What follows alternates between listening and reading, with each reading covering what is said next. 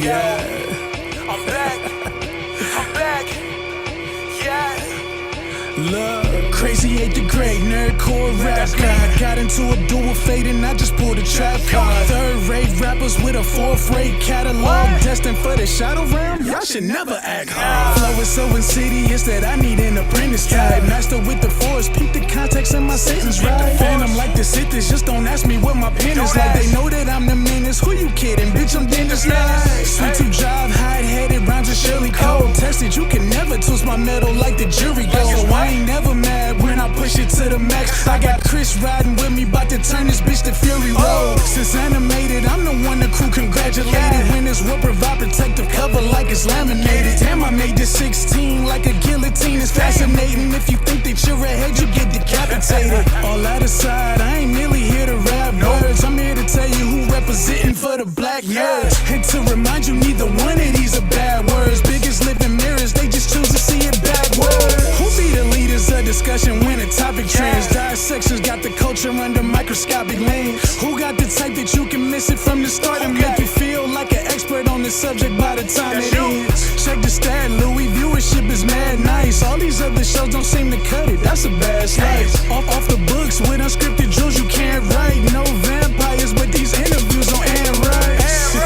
Yeah, this is the best part. Rhymes on Mandalorian, Independence made a best score. Starting a war with these stars, you won't get far. This is the way you play a game of life or death star. So far removed from the drama, we don't know this harm, but won't hesitate to shed a light like a Patronus charm. With mischief managed, troubles at a disadvantage. Must be something in the water, dip your toe because you know it's warm. Where can you find another show with such a fine cast? And if you try to box them in, they playing Minecraft. And basically to sum it up like you define math, this crew's the best and it figures like a line graph. A merry band like the words I do. Level-headed, you don't have to have absurd IQs. They know you can relate because they're nerds like you. With their help, you'll see the world from a blur's eye view.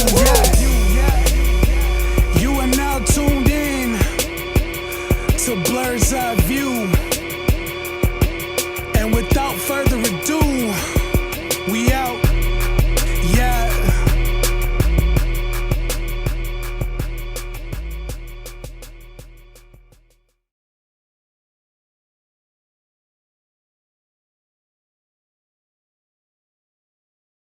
Of the show. Hey everybody, we're back again with another episode of Blerd's Eye View. Thank you for tuning in. This is your man, captain of the ship, man on the wall, Chris Fury. Thank you for watching us. You can catch us live Tuesdays and Thursdays, 8 p.m. Eastern on YouTube and Twitch. You can also listen to us on Apple Podcasts, Spotify, and iHeartRadio. And if you want to watch the show undisturbed, you can always go there. Always press record TV. That's APR TV on your Roku and Amazon Fire devices. Let's get this party going. The ship is warm. The engine is running. Let's get it started. My second in command is here, Lady Mandalore. Hello. Oh, we flush with money, motherfuckers. Money making Mom Donnie's on the fucking clock. Tell me he won't do it. Tell me he won't do it. Make it rain. Let's talk about him real quick. Talk about $12 billion. He knocked it down. He knocked it down, baby. He told that white woman in that house up there up on the hill, "You gonna run me my check? you gonna pay us what you owe." How often have I said the way that Mondani is moving and the way that a certain jackass is moving is clearly two the opposite ends of the spectrum. I also think there's I'm going to start a conspiracy theory. He got some of the money also from betting on the Knicks. Hey, when you know, you know.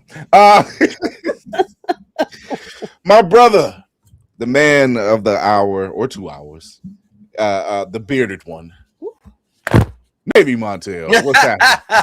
I can't even argue with first the fan of the money, now the fan of the fan. You know, and oh Lord have mercy. I just do it too. And yeah, look at me. What's going on, my brother?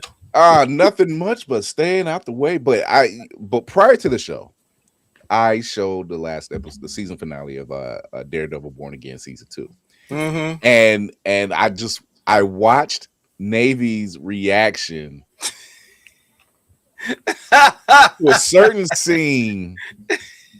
That other hallway scene. We got a hallway scene, everybody. We got a hallway scene. They said, "Oh, we're just gonna do this right. We're not gonna give it to you in episode 5 like you're normally used to." Was it that obvious? Yo, Davy's look was like, "Huh." Oh. Hey, what up now? Open the door. I'm going. This motherfucker going clean in a white suit. Good gosh. He gonna look like his painting in a couple of minutes. Oh, yeah. And did. Whoop-de freaking do. Hey, look at that. And there's light outside. Light outside for you. I love it. Light outside and no books. Oh my goodness. Let's talk to the people that have come in the shuttle. What's going on, Mal? Thank you for coming through. Bama is here. What's happening, Bama? Of course. Tafari says, yeah, her Knicks bet came in heavy. Yeah. You thought less?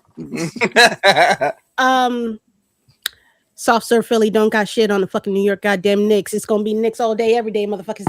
Learn to love it. Learn to love it. Soft serve. Well, I guess we can get Wait, I'm sorry. They lost 2 types of playoff games in less than 2 business days. Oh my I God. love that for them. Oh my gosh, here we go. Yo, that fan is going to go on retirement after today's episode. Oh, is the AC fixed? That's the question. No. That's why the fan. Are you serious? What are you talking? No, no, the AC's not on yet. It's not quite that hot, but the heat's still on. Oh. Pardon my German. Pardon my German. For those that don't know, if why Our Lady Mandalore is so exuberantly and decidedly so and deservedly so happy, the Knicks pushed through the next round in the NBA playoffs. Two sweeps. We got 2 brooms, baby. 2. So yeah, it's There go Whoopty down there. He's like, folks, this is the crazy thing. I've seen the reaction of Knicks fans, and I said, yes. Continue. And folks, and some of the reactions from folks was like, they are out of control. And I said, I'm sorry. Have you ever seen Philly fans act a fool? come on. Tear down street lamps, Fucking Eagles. turn over cars. We have such respect for the men and women of the sanitation department. Whoopty, you are muted. After. Oh, you are muted, boo. Yeah, she's muted. But yeah, all class, baby, never crass. Whoever said that obviously forgot that the Eagles fans are a thing. Savage Yeah. animals. A lot If of a city has Now, you want to talk about savagery? stop Jesus, people from Jesus, celebrating, it's a problem. animals, the lot of them. Animals. Right, Aminos, yes. literally tore down street poles and lamps, turned over cars, trash everywhere. Not that you can really tell the difference, but anyway, Trash in the building, trash outside the building. It doesn't matter where I'm you just saying, don't get me wrong. I got some Philly peeps down in Philly, and I love them to death. But good God, you don't point the finger at Knicks when you got 4 pointing back at you. I'm The just only saying. thing missing from that were kaiju coming up the street. I have look when the Cavs won the championship, we just shut down the city. We didn't tear shit up. It was like, oh yes, it's going to be a 2-hour parade. What? Everyone got a day That out. was an all-day event. Dude, we had a rash of Yankee wins. Not one thing out of place. Not one thing. You want to know what was out of place when the Cavs won? Just the fence. Just the fence that they put up, like the guard, like when they're sectioning off areas. That was it. Just the fence. It was like they drove literally 2 miles an hour down the street. It was like, we need to pick it up. No, you don't. No, you don't. We don't know when this is going to happen again. No, you don't. We don't need this from you. Thank you very much. And do you think the police stopped them? Hell no, because they were celebrating too. Mind your business. Hey there, buddy. Hey, good on you. The one Good on day, you there, and it pal. was hot, and it was hot as hell that day too. Rush, people took off work. No one worked. No For one. what? Why would you? What was the point? We put in that. They put in that work all What was season. it? I think it was No, it's a 3.2 whole- or 2.3 million people downtown work. My city sports fans are the hyenas of the country. I saw that comment from Mal. Wow. Man, Ooh. it's crazy. Our very own Geek by Heart is in the building. What's going on, Lana? Oh wait,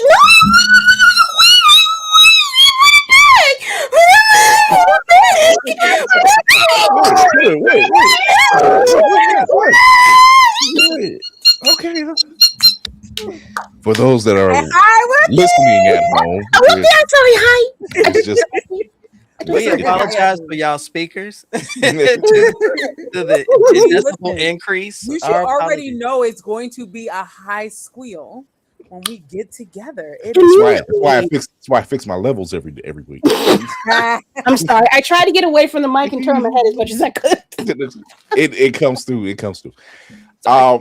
But no, congratulations, New York. I am rooting for you to hit this next round. Now, Are we talking about the next? Yeah. Now, if Watch your mouth. Watch your mouth.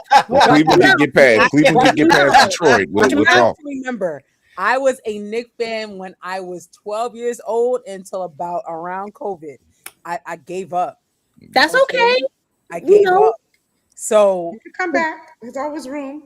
listen, You what is gonna the Knicks? Come on now. I already know they're gonna fumble the bag in 11th hour. You didn't say that. Nobody asked you to say that. Ain't nobody asked you. Wow. Nobody asked you. You from Jersey. Listen. Hold on. You from Jersey. Not only did you leave New York, you went to Jersey, and now you going to Ohio? You're I right, need and I'm you always to going to be calm New York at down. heart. But let's be honest, the Knicks it. always fumble the bag. Let's be And- honest with this. Let's not talk about it. Let's not talk about Okay, it. we don't have to talk about it, but What? understand. I'm not Ladies going and to Even Don't smart. be happy. I don't want my to- friend. Good. What You is know what's happening good. right now? This is what you call pass interference. What is going on This right is now? what you call that. Because I'm looking at it going, It's like the Catalina wine mixer up in here. I don't know what's happening right now. If they win, I will be there at the actual ticker tape. I will have time to actually do that. Now you want to show up. Yeah. However, we know it's not going to happen. You don't know nothing. You ain't know nothing about this week or last week. So I need you to hold off. Hold off on talking about my men's. you know what? Listen, I'm so listen. mad that I did not make I would popcorn because love this is going for to be a What, feature presentation. 73? And you Hey, wonder that was why, the and you we had wonder, a championship at 73. I would love for That's that. To be cool. honest. I'm glad you like to live in the past, but what and you happened? wonder why what I'm happened waiting this to do past the week? ladies episode. I'm waiting to do this one because, Oh, because one, I'm that's the bringing one where we everything get I to can sit find back in and just Dollar like, Tree for that one. I get to sit back and literally do like this. You guys just want to It's all on y'all now. Goodbye. You know what? I'm unbothered because they won. So there. I Literally, it'll be I'm literally. holding I out, will. I lady. won't even be on screen. I'll just What? be in the shadows. I'm gonna be like Live in the Jafar. now, I'm just gonna be lady. making comments. Live in the now. I'll be just Just like Jafar, just enjoying making the comments in the chat. show. Gonna have y'all on my And- big and- screen and- TV with a bowl of and, popcorn. and hearing Listen. Lady Lego. Mandalore saying commercial, please. Yes, ma'am. Yes, ma'am. It's like part of Martin, me. hush your mouth. So, outside of Nick's successful move so far, outside of Mandani showing how it's really done That and part. how it can be done, part. and there's no excuse why it couldn't be done. That part. How we shouldn't have been in that deficit in the first place. But Let's yeah, talk we're gonna about some talk about Kickstarters. Let's talk about Ace Blade having issue 1 through 10's Kickstarter that you can go out and get. Yes. Let's talk about the success of Wiseacre Comics getting a win. Let's talk about that. Nice. Okay, fine. Whatever. Let's talk about that. You wanna Let's be- talk about how some of the Kickstarters that we do see out there, and if you watch Lady Mandalore's show on Sunday, she is very adept at making sure that all of these Kickstarters get seen, get heard, get read. Because, good Lord, I had a whole conversation with my wife. I said, I'm thinking about really cutting down to like 3 main books from my local store. Or four. I'm just saying, you'll be happier in the long run. Like, in this, what's the 4? Storm, Black Panther, Spider-Man, X-Men. Can we? And even that, even with Black Panther ending, that's Ultimate, and I think they're still doing Intergalactic, which I know that's a short run anyway. That's not going to be ongoing. X-Men always to my heart. It is what it is. Spider-Man, same way. But some of the other ones, it's gonna have to call the Knicks to get that broom out. I keep telling y'all, they're not gonna get it until you say fuck it and turn around. I will go to the smaller companies in a heartbeat. Independent Black comic companies, they're gonna get my business. I mean, when you have companies like Midnight, Wiseacre, when you have Ace Blade, when you have Ray Comics, when you have Ignition Press, when you have some of these when you have these indie comics that's out here really doing the work, really putting forth like I never thought I would enjoy Murder Podcast. I'm just saying. That sounds like I need to. Did I not recommend it to you because of the story? It's a solid story. It's so out of left field. You're just like, oh wait, now I'm intrigued. When you get to read a Dark Horse, and read Hellboy or something like that. When you get to see some of these books that you really go, anything Stephanie Williams is touching. Platinum, baby. Pure platinum. Instant. Pure platinum. It's like, oh, she's good. She's doing a new Wonder Woman. I'll get that because I don't even buy the book, but I'm getting it because I know whatever she's written in there is solid. Bless you. Bless you. You're welcome. Bless you. It's solid. Even outside the people that look like us, Jonathan Hickman, great writer. She's making the face. Say it. Say it. So first of fucking all, I want to say, yes, absolutely, always and forever, indie comics. That's my jam. That's my peanut butter. That's the bread on top. Okay. Absolute Batman just announced they're going to be issuing 176 covers for their next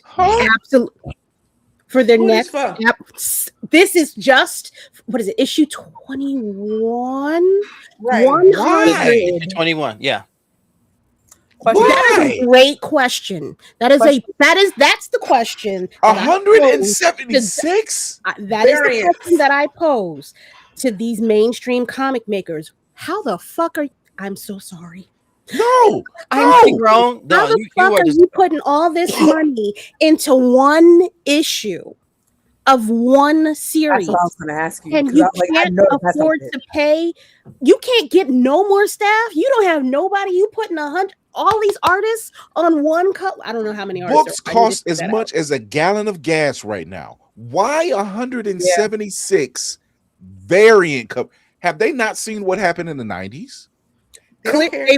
The Coke was pure, apparently. They remember what happened. There's no way they remember what happened. That is wild. But to go off of that, now you have Marvel copycatting Absolute Batman with their Midnight run. Yeah. I don't know what it's about. And the reason why I bring that up is because you said Jonathan Hickman, he's writing the X-Men line for that. I don't know what they're going to do. They should have never took him off in the first damn place.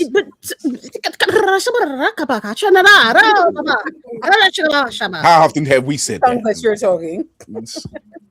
But I say I bring all this. They're spending all of this money on one particular issue and will not diversify their investments. That is a problem. That is a financial problem anywhere you see a company not spreading their fucking money around in order to not have all their eggs in one basket. With that said, I need y'all to go and look for some new shit, because they clearly they think all they have to do is serve y'all crack cooked over twice. And it's the same stuff over and over again. We need to let them know, baby, I'm tired of eating this turkey sandwich. I've been eating this turkey sandwich for the last week. It's been a week. Okay? I need a little lettuce on this hoe, because the sandwich is also dry. There's no mayo, nothing. I need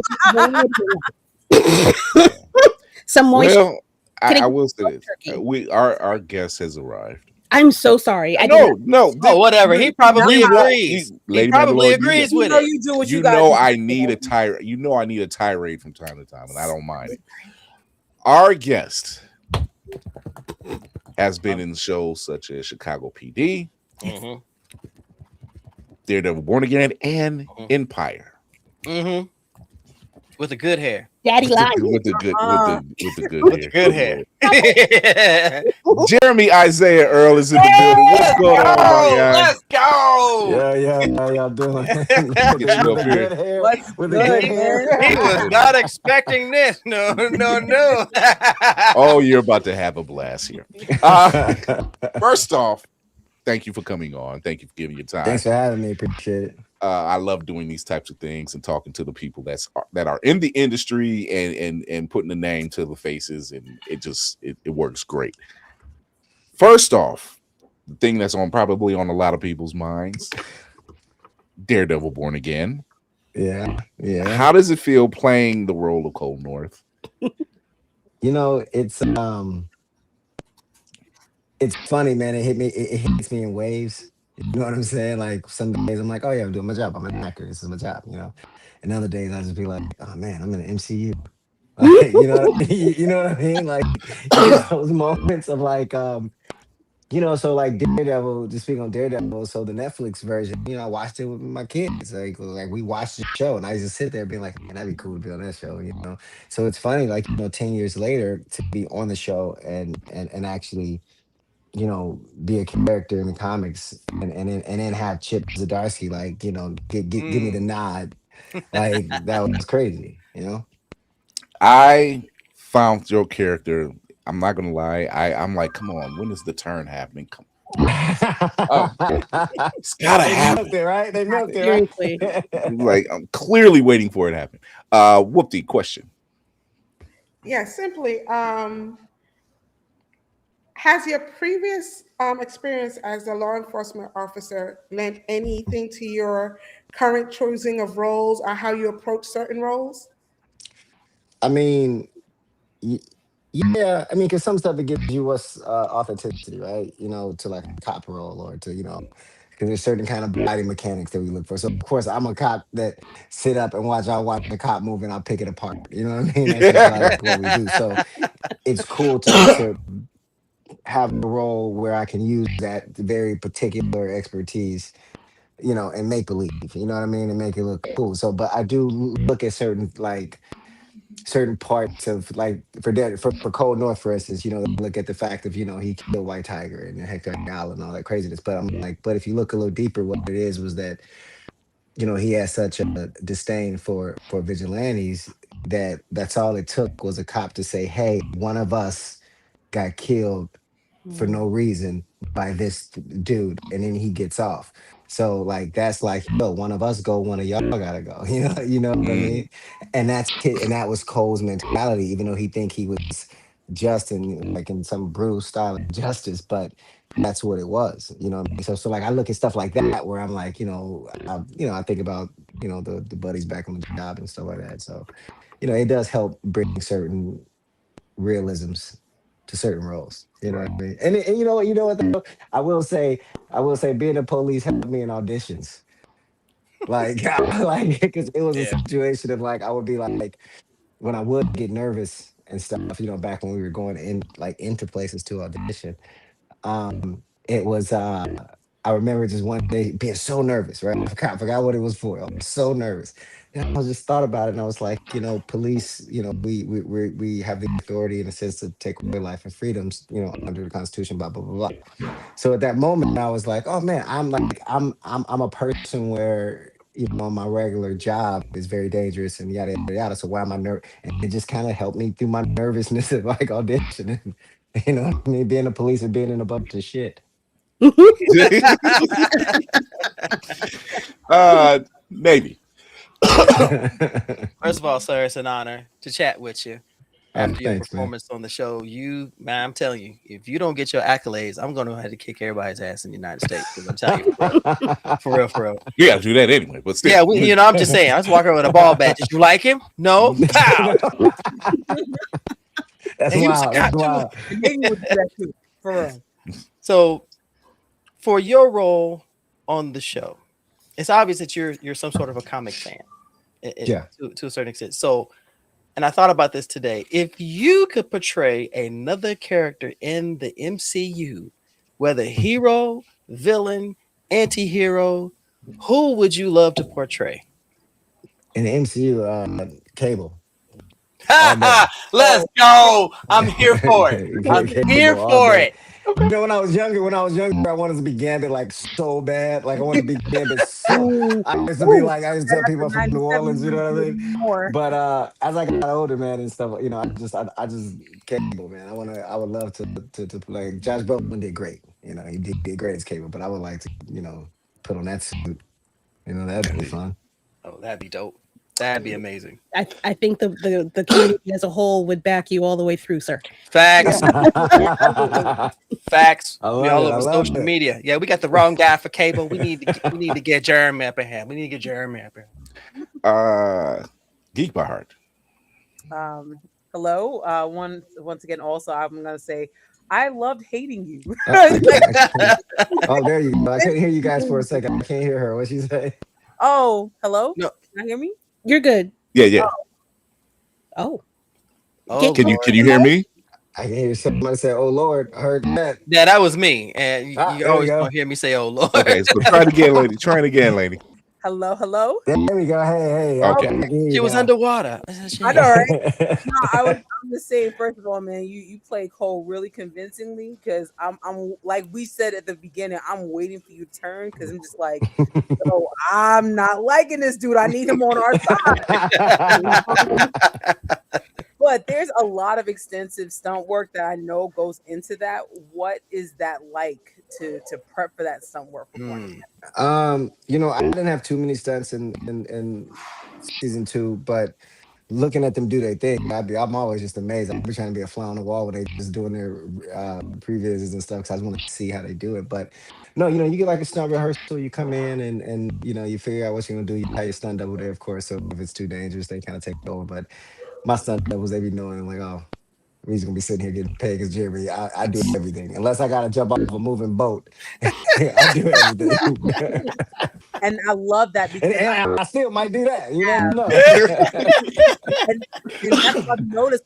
I feel like we don't have enough of us playing our own stunts. So like I just man. that hats off to you for that. Yeah, but then again, I ain't had to jump off a building yet, so If you can I recast got Cable, great- give it time. I mean, if anyone did watch the season finale, yeah. it might be a It's building good, in your it's future. It's I'm trying to work on that action brand. You know what I mean? Bring that mid-90s action back. Lady Vandalore.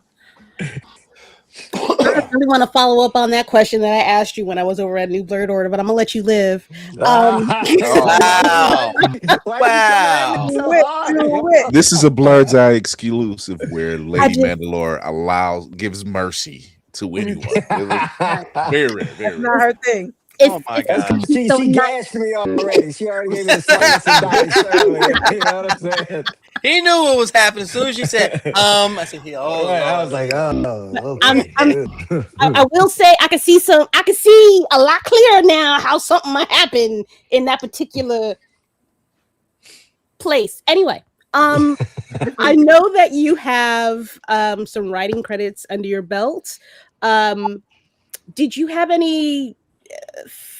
Do you think that you would have rewritten anything in Daredevil? Would you have liked to have added anything to Daredevil? Yeah. I would love to splinter off and create a Cold North show. That's what I would love to do. To write a whole new series starring Cold North. That's what I would have did. But no, actually, it's funny you say that because I had a meeting with the original back when we first started season 1, with the other showrunners, that I had a meeting actually right on the show before I even auditioned to for Cold North. You know what I mean? It was a great meeting, but things happen. But I still got on the show, still got that money, so that's what's up. But amen. A win's a win. a win's a win. But it's funny. But no, the writers are great on the show, and they allow us to, fiddle with stuff if we're like kind of bumping up against it. You know what I mean? But there was nothing, other than the normal. I'm an actor, so of course I'm selfish and I want more time on the script. You know what I mean? Like, so Of course. other than just writing Cold North and doing more stuff, But still, it's a situation if you got to, everything is for a reason, and you got to see what's going to happen, and cool things are on the horizon, I'm sure. Before, I don't mean to cut you off. I think She your does. AirPods are dying, and I don't want them to die while you're in the middle of this conversation because it's going good. Oh yeah, that's Possibly. crazy. Just because Let it's me double popping. check on that. You think that's what it is? Yeah. You just let us know if you can hear us. How's that? I know I can hear you guys. Oh, okay, that's perfect. That's perfect. Okay. Speakerphone. I'm old as hell. You are Nah. Class. Don't You're in good company. You're in good company. Classic. Okay. I will say the introduction of Cold North's character in season 1 and how Fisk is talking to all the disgraced cops. You were really the only cop. I'm like, okay, he just got caught up in a bad situation. Mhm. He's not a bad cop, Right. Yeah. and then unfortunately following behind a certain lead. Yeah, man. It's funny, man. It mirrors real life in a sense sometimes, because even cops sometimes are stuck in a position where you got to follow orders because at the end of the day, that's where your checks come from. You know what I mean? And it may not be some stuff that you agree with, and hopefully it's something you can sleep with yourself at night.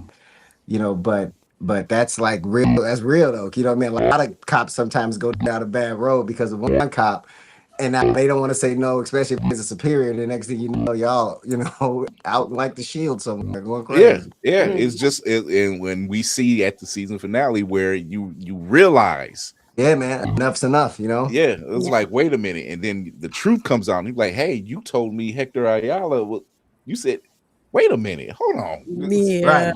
Right. It didn't take you long to wise up. You did. I would say that. Yeah, it was a great moment, man. I actually it came out better than what I thought it was. A couple people had already told me that saw it. It was like, man, it's a great moment, and I'm just like, yeah, you know what I'm saying. But then I saw it, and I was like, holy shit, man, that's a real little hero moment right there. That's what's up. Yeah, you know what I mean. And I was like, the fact that cool. you did that, and then told the rest of them stand by and lit them through. Yeah. The famous let them in.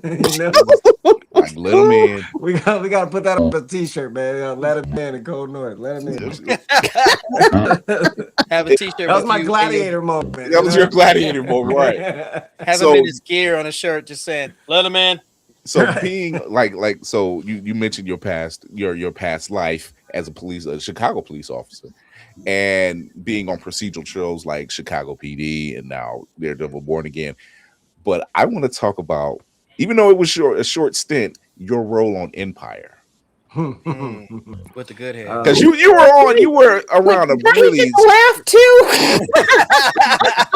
you were around a strong cast. Let's just put it like yeah, it was good. It was good times. And that's Markham Police, south of Chicago. But I went to Chicago Police Academy, so same thing. But Empire was funny, man. Terrence Howard's a good brother. Okay. The grin on your face. They said we can't have so too many many light things right now. brothers on the show.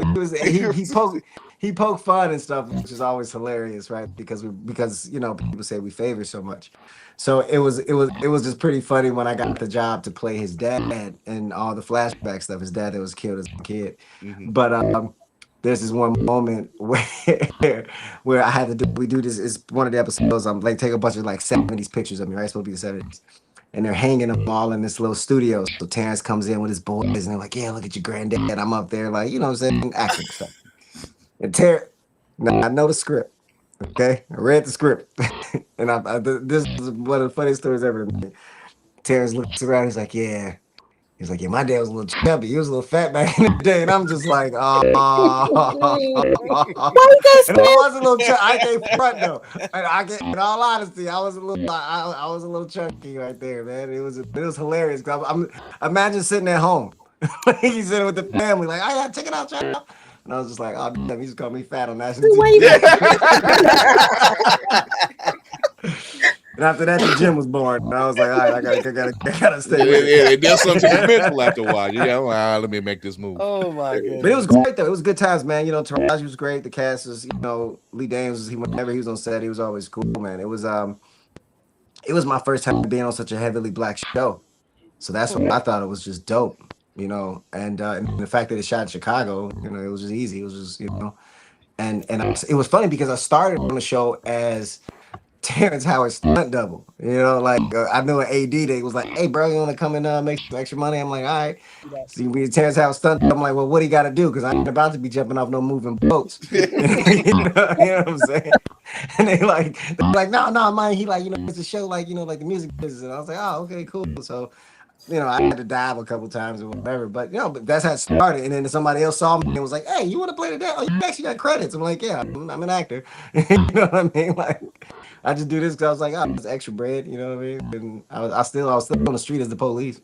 So imagine that, right? Yeah. Imagine I'm trying to lock somebody up and they sitting here like, "Man, you ain't the police." I'll tell you how many times that happened to me, man. It was crazy. Like they're like, "Man, you," I'm like, "No, you going to jail." And they're like, "Man, you on TV." Man, so you Lucius daddy. You Lucius daddy. And I'm like, "No, but I understand that. Yes, but no, you going to jail." And he's like, "Man," it's so funny because it could even be a tense situation. And they'll be like, "Oh, ain't you the acting dude? Oh man, come on, let's go." All right. Like, we ain't have to wrestle nobody. I guess it works. So yeah, just compare stories when they get in and say, "Yo, who arrested you?" Man, Lucius daddy brought me. Lucius daddy, right? My nickname on the street was Hollywood. That was my Hollywood. That's what they called me. They're like, "Who locked you up, man?" "Officer Hollywood." Like, you know, it's just ridiculous. Oh my goodness. So, Whoopty, you got it. Being that you made a career pivot from law enforcement to acting, what advice would you give to someone who was looking to do something similar from whatever career they were into to acting? Well, I mean, I started acting. Like, I did my first movie when I was 12 years old. I was the lead in my first movie when I was 12. I always wanted to do this, but growing up on the Southside of Chicago, there was like no real outlets and stuff. Because it was all, you know, you had theater stuff and plays, but I was like, I want to be on TV. I don't knock the stage. I've done it and everything, but so it was actually me continuously since 12 years old. You know, I've done a bunch of shows and stuff and like just continuously worked through the years, commercials and everything else. Every other job I had was the side job. So like I became a carpenter at like 19 and did that for a while still auditioning. And then from there went to the police department while still auditioning. And I just had a really cool deputy chief, man, Max Sanders. He was just like, if I don't take none of my vacation time, I can take it if I ever book a job.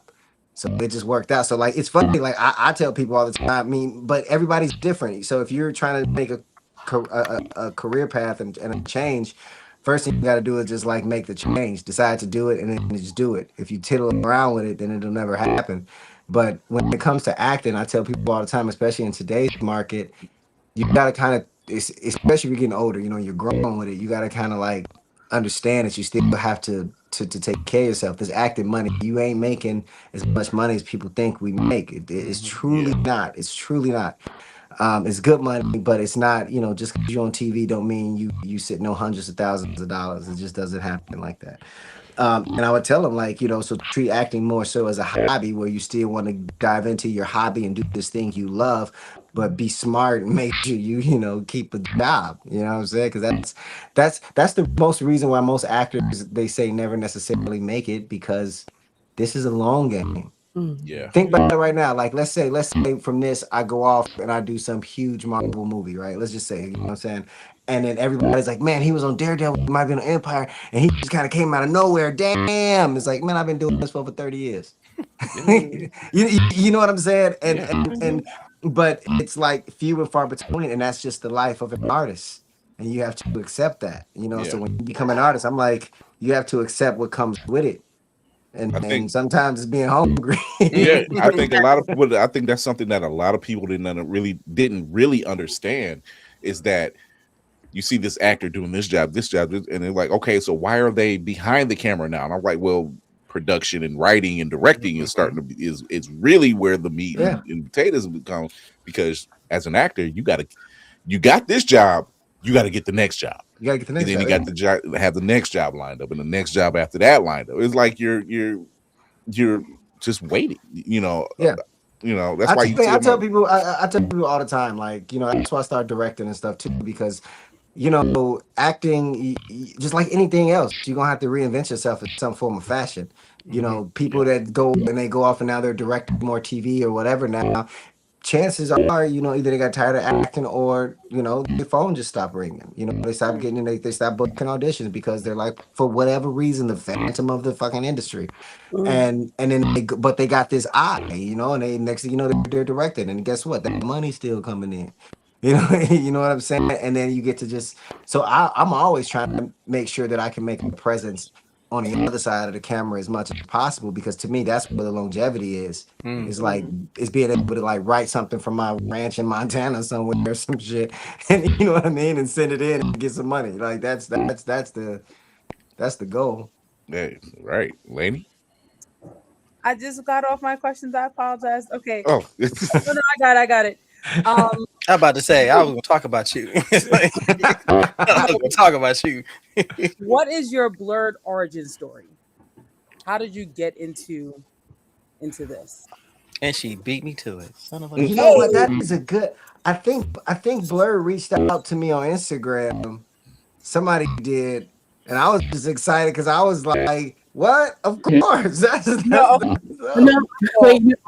So okay.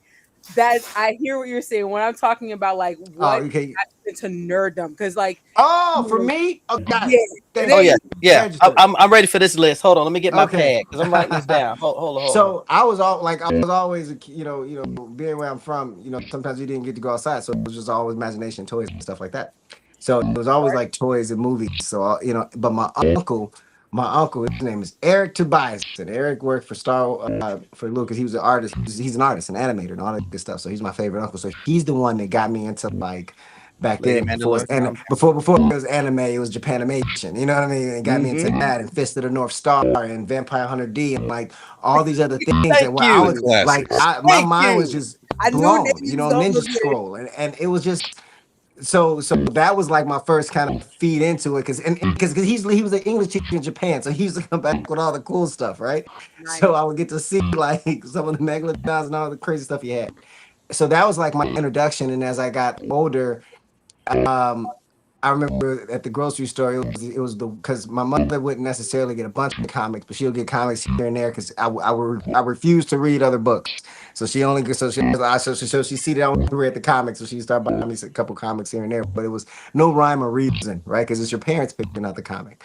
So then I feel that pain. Yeah, so then like it's like 7th grade or something, man. I found out about those Wizard books, the Wizard comic Wizard magazine. Wizard magazines. And I'm like, because I used to, because that did not introduce me to Spawn and Tom McFarlane, and I used to try to draw it all the time, and it just kind of, it was just in spurts. Because then later on in the 7th grade years, when I got all my Marvel cards. You remember the Marvel Masterpiece? Oh yes. I had like 3 photo albums full of those damn things. I can't even remember where I got half of those things from. You know what I'm saying? I remember having so many Jean Grays. I was like, Jesus Christ. But it was like, It's like you've been reading my biography because I'm like, wait, yeah, I did that. Yo, I watched that too. I'm shook. I'm so shook. Let's go. Yeah, so that was the, you know, like, and then as it got into cinema and movies with, you know, Dick Tracy and The Shadow, and like, so it just fed my nerdom even more about, you know, so that's just what it was. Yeah. So I want to say that you are now an official Blerd. That means Black Nerd. Okay. Got it. Oh yeah. So, Oh yeah. Just Thank you. It's that easy. Now That know initiation what you is that easy. If you Let know it what you're go. talking about, then you're locked in. So, yeah, you're really pretty much locked in. Black Spartan, our ship engineer. What's happening? About time he showed up. I mean, hey, what's up, dude? Why am I coming? I catch strays the moment I walk in. Hey, it could have been the demon that done it, but hey, he didn't make it. All I said was Nix will choke, and next thing I know, I got folks coming at me. Don't be acting like that. I don't want to sit next to him. You know what? Here we go. Consider this payback for our D&D campaign. Wow, and you put me way. Now you put me. You know what? We was cold. Okay, you put me in the back of the class. It's all right. I'm just gonna be chucking paper balls from here on. Okay, so our other team member, she sits in the shadow. Shelquo says, "Can I say out loud that Jeremy is a very pretty man?" And I'm gonna go so I don't get in trouble, y'all. Why don't jump me? It's fine, Shelquo. It's fine. She's gonna say something to us in the chat. I swear to God, she's gonna. that's the thing. She put it out there. She doesn't tell us. Put that up there. I can hear her now. Voice. I can hear her. I can hear her voice note now. Now, Chris. I'm like, hey, I'm doing my job. Right there, Fury. So, Spartan, while you're here, you got a question? Dang, because all great questions got asked of you, sir. Outside of, thank you for being on with us. Shout out to Kira, whose power is apparently been activated about a few moons ago because she be finding everybody. I need that. I guess because, like you said, you've been acting since you were 12 years old. What was your thoughts? I just want to say, because again, everybody wants to get that call where you're on a Marvel. It looks show like you said something very intriguing. I can't hear a word you saying, bro. I'm so sorry. I can't hear a word nobody's saying. Oh, great. And I don't have my AirPods in either. Well, I would say, go ahead and put it back in. I think you can hear me now. I'm so sorry. Put it back in. I think you can wear them now. You should be good. You should be good. How about, like I said, let us know when you can hear us. Okay, I'll try to. Okay. I'm so sorry. I got you. Look what you started. He was Rev. fine. You're no better, Rev. You're no He better. was Rev. fine, and then this. Okay, fine. All right, I'm back. Sorry about that. So sorry about that. Go ahead. No, you're good. We just make sure you can hear us. As long as you hear us. Will they call me Black Spartan? I see that. Yeah, cool. Yeah, thank you. I'm like, Jesus, bro. Is Spartan blushing? Wait a minute. He is. I don't get compliments. Hold on a get second. compliments. You know what? When I get You gonna compliments, tell it is nice to be accepted and acknowledged. God dang it. Sometimes all I ask for is acknowledgement. That's it. We love you, Smart. The shirt and his skin are almost the same color. Oh my god. Oh my God. That's hard. All Sure, give him your because- fan because he is a little bit winded right now. Bless him. not the southern. Really, Reverend, the southern drawl. Well, you know my voices come from everywhere, so it doesn't even matter whatever comes out. I just let it roll out. I did not ask for such foolishness, son. Well, sir, I apologize for my insolence, but you gonna get what you get. Well, if I was gonna get what I was gonna get, then gonna get good. So Lord, just ask the man the question. Can I go sit next to I'm sorry. Whoopi? I don't We like got him no more. completely So good. my question to you, sir, outside of being on the show, outside of course, basically being on the show, everybody gets that moment where you finally get on those shows or movies. How did that come? And if this question was already asked, I apologize, because you did get a pivotal role that again you made. You still can hear us? Are we good? I think he was trying to Can you see hear? how it came Can you hear out. us? No. No, still nothing. Oh, hey, I can hear you now. There you go. There you go. Okay. Let me And do it Tony real probably quick. took a minute All right, real Damn quick. it, All right. Real quick before Elon gets us. Really quick. How did it come far as you taking that role on Daredevil? How did that actually come along, and how did you feel when you got it? The role of Daredevil. I mean, the role on Well, I Daredevil. mean, the role of your character on Daredevil is what I meant to say. Okay. I was trying to beat the cup before Elon got us. No, I appreciate it. I was trying to listen fast too. So when did I get the job and how did I feel? Is that basically what you asked me? Yes, sir. Okay. It's funny because after the meeting and I realized I didn't get the job as the writer, one of the writers, and I was like, Wow. it was an audition that just came through. It didn't say what it was or nothing like that because that's Marvel don't tell you nothing. So it was just an audition for some cop thing, and I was actually in LA at the time when I did the audition, and it was cool. You know what I mean? I had a feeling, but later on I found out that it's for Daredevil, it's for Cold North, which I knew who Cold North was already, and from the Chip Zdarsky run. And I was like, I'm like, oh man, that's cool. But that's and it was. I will say it was a really good audition, but it wasn't. It's funny, man. The longer you've been in the business, you be like, I don't want to get too excited. You know what I'm saying? The shoe go drop. So I believe there was a callback thing. I think, but after that, it was just like you got the job, and I was excited, and it was like. It's not like the rest of like how people when they get a call from Kevin Feige like, oh, just let you know that you're so and so. No, it wasn't nothing like that. You know what I'm saying? I got a call from Louis the janitor. You know what I'm saying? He was like, congratulations, you're calling up. Marvel sent somebody to call you. But no, it was great though. It was a good feeling because I was like, oh man, And at the time, I remember already knowing that the character was going to supposedly, meet his end in season 1, and I was cool with it. I was like, "Oh man, this is great." I'm like, "Hey, I'm in the MCU. This is great. This is crazy," And I think because at the very beginning, I was excited to get the job and also, just to get paid. And it was funny because it was like after. I just did the work, then the strike happened and all the craziness happened. Luckily, it was one of the people that got to come back, did the work. And it was, I will say, I guess it wasn't until like maybe midway through shooting season 2 where I was like, holy shit, I'm Cold North. Like, you know what I'm saying? Like it wasn't until halfway through, right? And I was like, what? Were the checks not clearing before that? What do you mean? It was, but it was just, it was just, I don't know, man. It was just different. See, you know what it is because season 1 was what it was, and season 2 was just like it's the same. Put it this way, I've been on a few shows where it's like kind of season here, what a piece of a season here, whatever. Daredevil is my first consecutive. I'm on season 1. I'm on season 2. I'm on season 2. Right. So it would have been an exclusive, but you didn't hear it from us. Right? God damn it, man!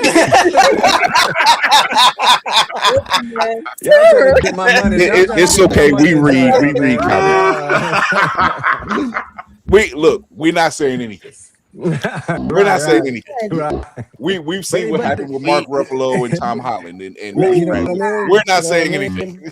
We believe in NDAs over here. It was dope. We also read. Yeah, we read. I mean, look, it's I'm in New York, so it's great, and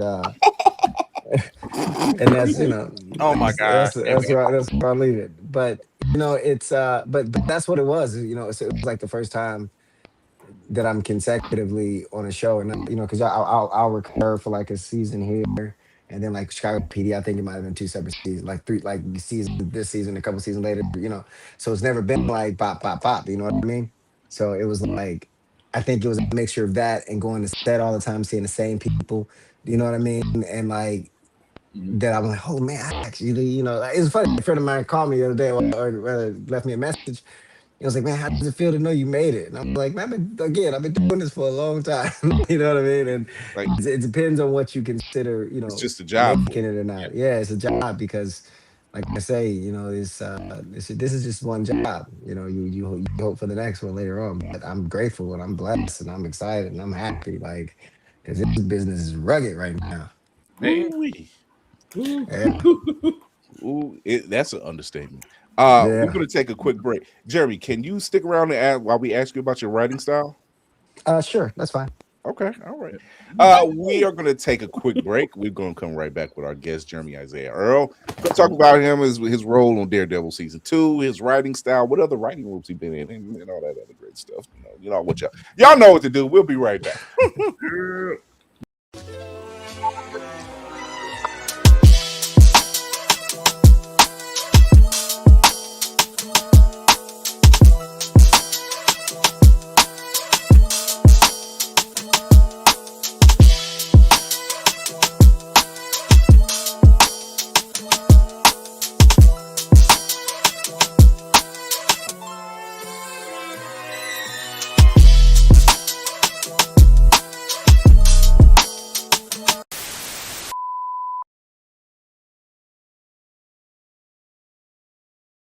Blerd's Eyeview is a proud affiliate of Otaku Noir. Use the code Blerd's Eyeview for 10% off on all items. With a different nerd-themed box filled with items made by talented blerds across the country, you surely will not be disappointed.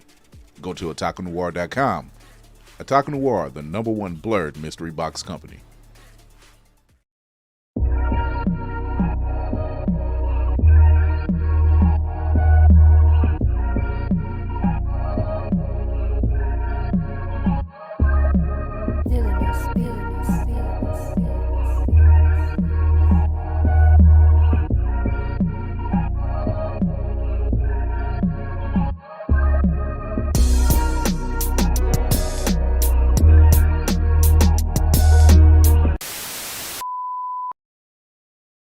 Running low on energy, long days and even longer nights, tired of all the other energy drinks and bars promise you a lot and never delivering?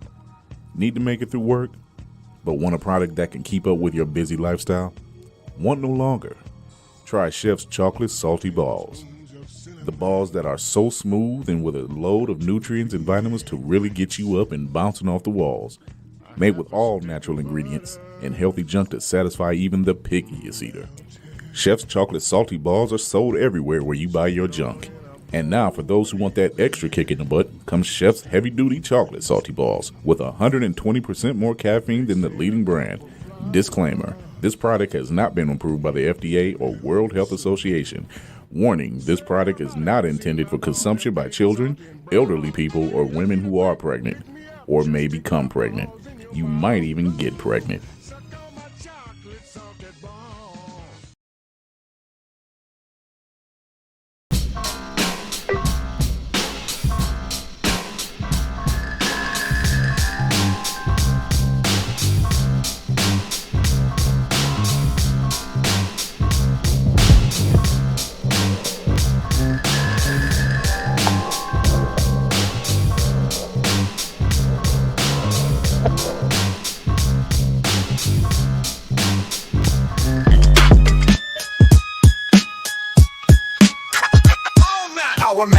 Drops the mic like Thor's hammer, boom. Chasing M40, scheming plots in the writer's room. Lord Triage stitches to his pledge of the loom. Pop culture dissected, every panel consumed.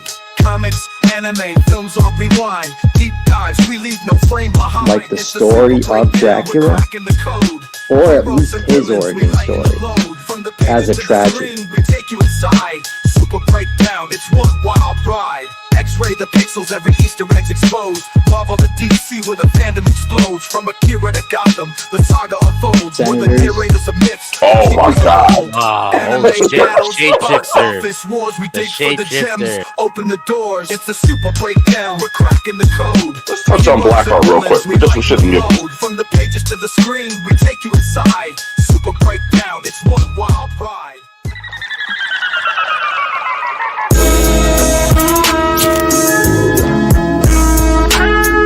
What? Yeah. What? Understand I got a lot on my mind. In the war with these stars, you won't get far. This is the way you play a game of life or death star. So far removed from the drama, we don't notice harm, but won't hesitate to shed a light like a Patronus charm. With mischief managed, troubles at a disadvantage. Must be something in the water, dip your toe because you know it's warm. Where can you find another show with such a fine cast? And if you try to box them in, they playing Minecraft. And basically the sum made up like you define math. This crew's the best and it figures like a line graph. A merry band like the words I do. Level-headed, you don't have to have absurd IQs. They know you can relate because they're nerds like you. With their help, you'll see the world from a blur's eye view. Yeah. You are now tuned in to Blerd's Eye View. And without further ado, we out.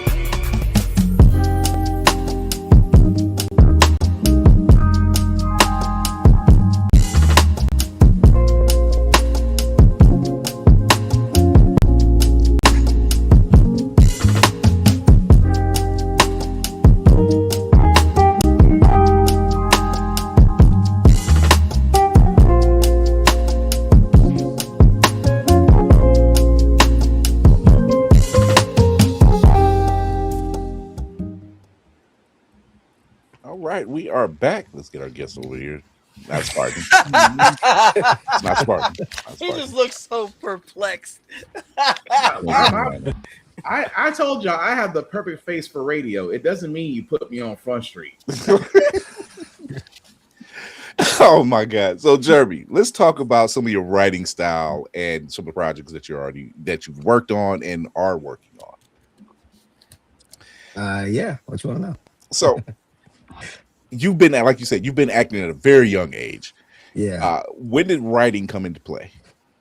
A few years ago.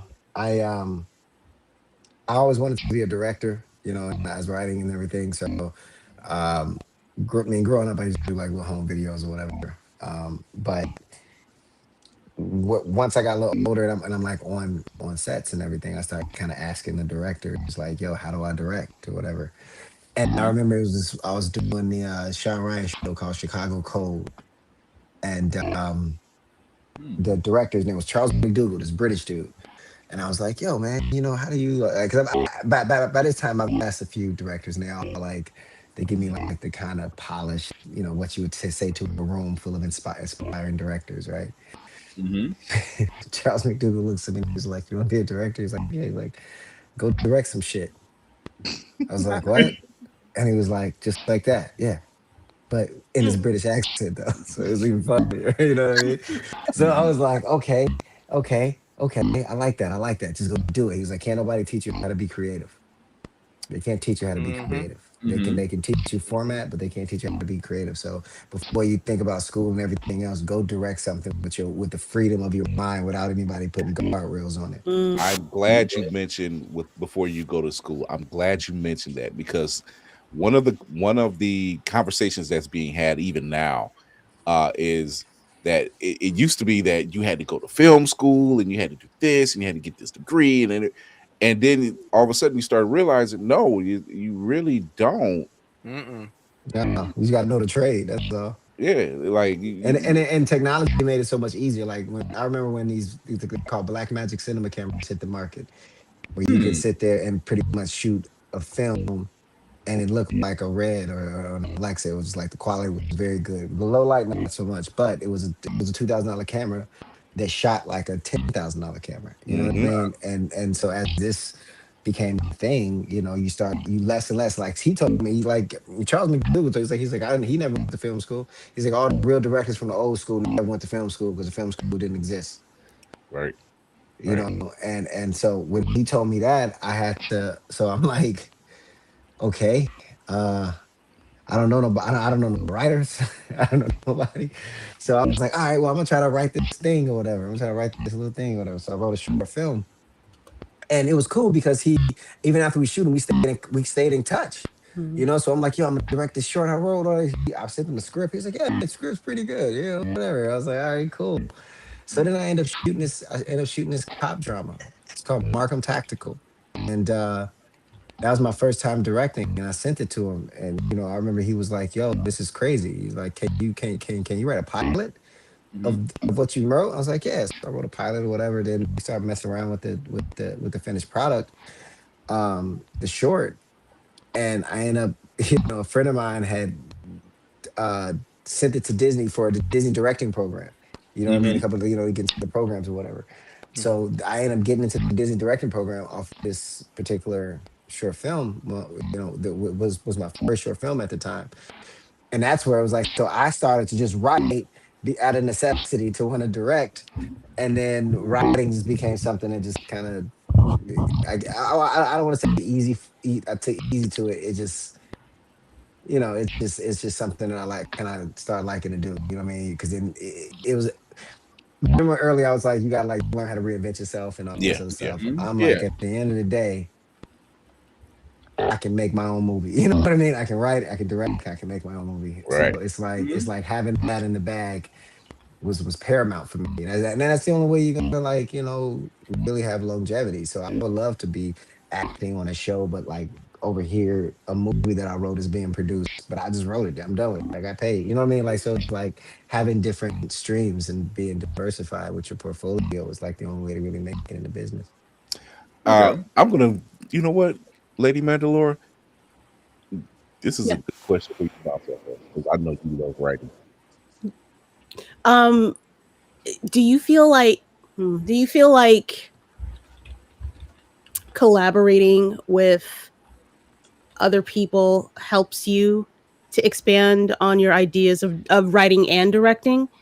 Are there times, do you feel like you benefit more when you collaborate, or do you like you said, not having the guardrails and just kind of doing your own thing? Yeah, I mean, do your own thing is fun, but you can't make a movie without collaboration. You know, you can't make a project without collaboration. That's just the nature of the beast. I enjoy it. You know, I enjoy getting people that I trust to read a script that I wrote. I mean, it can be hard because it'd be like, it's like 120 pages, bro. And I'm like, yeah, just read it. You know, or like you get a bunch of actors to do it. You know, I get it. I don't like reading the scripts all day either. So like, even my own scripts, I'll get a bunch of actors and do a table read, and that's how I listen to it and decide what else I need to do to it. But yeah, man, getting other ideas is the only way you're gonna make something better, you know, because it's perspective. So like, so coming from where I'm coming from, I can write something a certain way, right? And then somebody will read it coming from some other place, and they'll be like, "Hey, but why is this, and that why?" It's like, "Oh, damn, oh man, that's." And next thing you know, you don't fill the gap that you didn't know that you needed to fill anyway.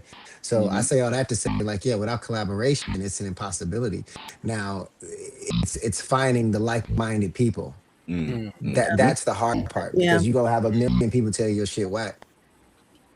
You know what I mean? And you sitting there, you look at TV and you're like, how did this get made? I don't understand. I'm like, well, they found a bunch of other people that thought that whack shit was good. You know what I mean? I was gonna say it's you shouldn't listen to all the negativity, but sometimes the negativity tells the truth. Yeah. So it is that's I feel like that's the hard part. That's the hard part when you're trying to collaborate and stand on your own in a way. Look, there are individuals. Tough, I was gonna say there are individuals that think Dragon Ball Evolution is a good film. Is that before or after the lobotomy? Is that the hill they want to go on? Then which temple did they puncture? Let it be. You know, they did that. Just saying. Hey, you know, it's funny, and we can say that about a million movies, right? You know what I mean? But it's somebody that's like, yo, that was the best Dragon Ball Z movie ever. Yeah, you know, like you know what I mean. And somebody, you know what I mean, like legitimately feeling that way because it was just, you know. So that's what I say. I even try to like train myself to not say I don't like something. I'll just say, yeah, maybe that's just not for me. Yeah, they say something like that about any film like that, and clearly I'm like, Right. I clearly wasn't the audience for this. I don't know about that. man, it's like, it's a bit of a stretch. If you like it, I love it. Highly suspect. It's like, Highly who hurt you? suspect. You cool? Navy, go ahead. So as a writer, and with the experience that you've gotten from writing and the joy that you obviously get from writing, has there ever been, besides what the director told you, what has been the best piece of advice that you have gotten on your journey?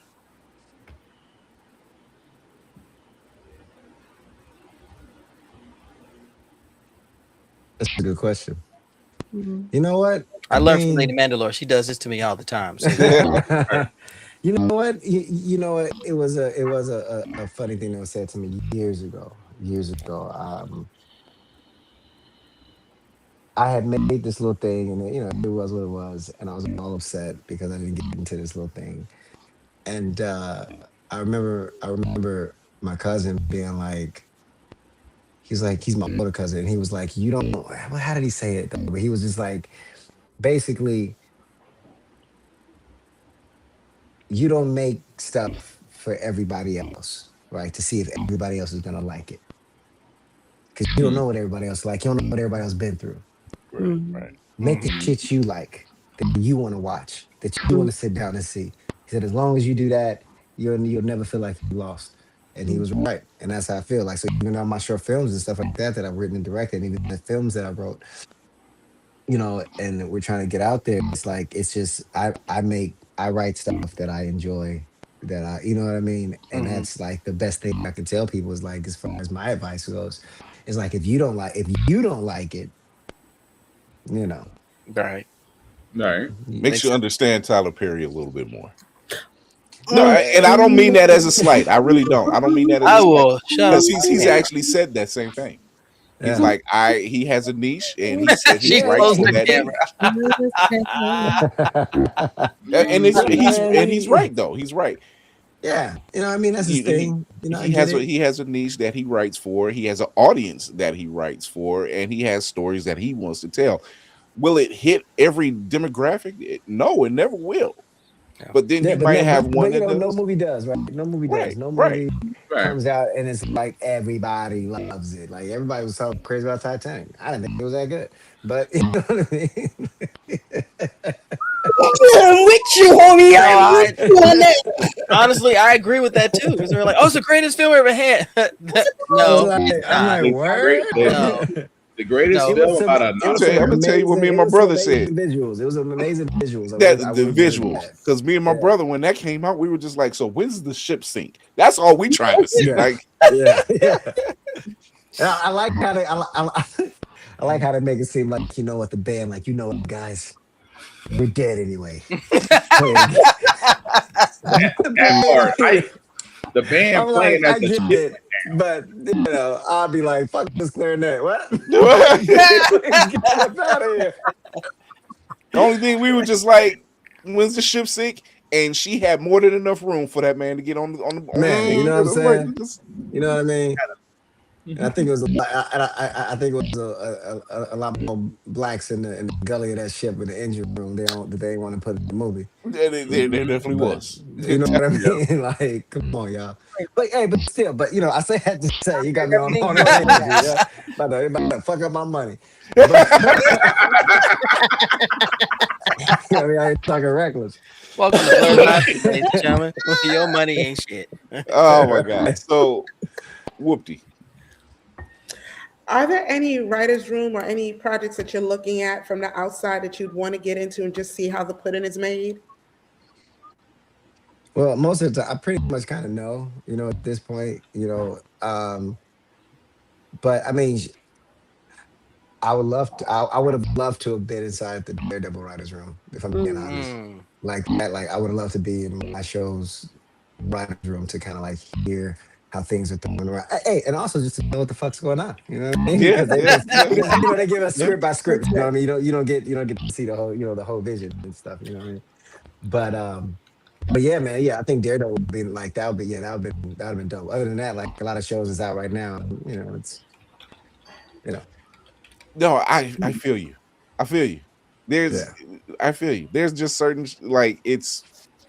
Had this been maybe 5 years ago, 6 years ago, well, you can't count COVID. Let's put that out the way. Right. Uh, Had this been pre-COVID, it'd have been a bunch of shows I would have rattled off. yeah, like, and it was. There really Yeah. was. There was a ton of shows Like Cloak and pre-COVID. Dagger. I wanted to direct episodes of Cloak and Dagger, man. I was trying to get on that show so bad to direct. Yeah, man. Yeah, it was like pre-COVID. There were a lot of shows that we had a lot of content. We really did. Yeah. See, the DC CW verse was going. We had Cloak and Dagger was doing their time with Runaways finally, and yes, it was a lot. There was a lot. Game of Thrones was the talk of the town. So there were a lot of shows. Starbucks season. Yeah, Starbucks season. But there was just a lot of shows. The dark Starbucks season. If you know, you know. Okay. Right. So it's like, but you get a lot of shows that you really find yourself like now. There isn't that many shows, and we will say like this year alone, the content that a lot of nerds and blurs are getting, we're eating good. Like Tuesday nights, finally. Good Lord, Tuesday nights was eating our ass up. We had like 4 shows that dropped. We were eating good. We're still eating good, but once again, it's feeding a certain demographic. And we're all here, and we're ingesting. It was like, yes, this is what I need. This is what I need. It's cheaper than going out to the movies and turn around. I'm like, I gotta put gas in this tank.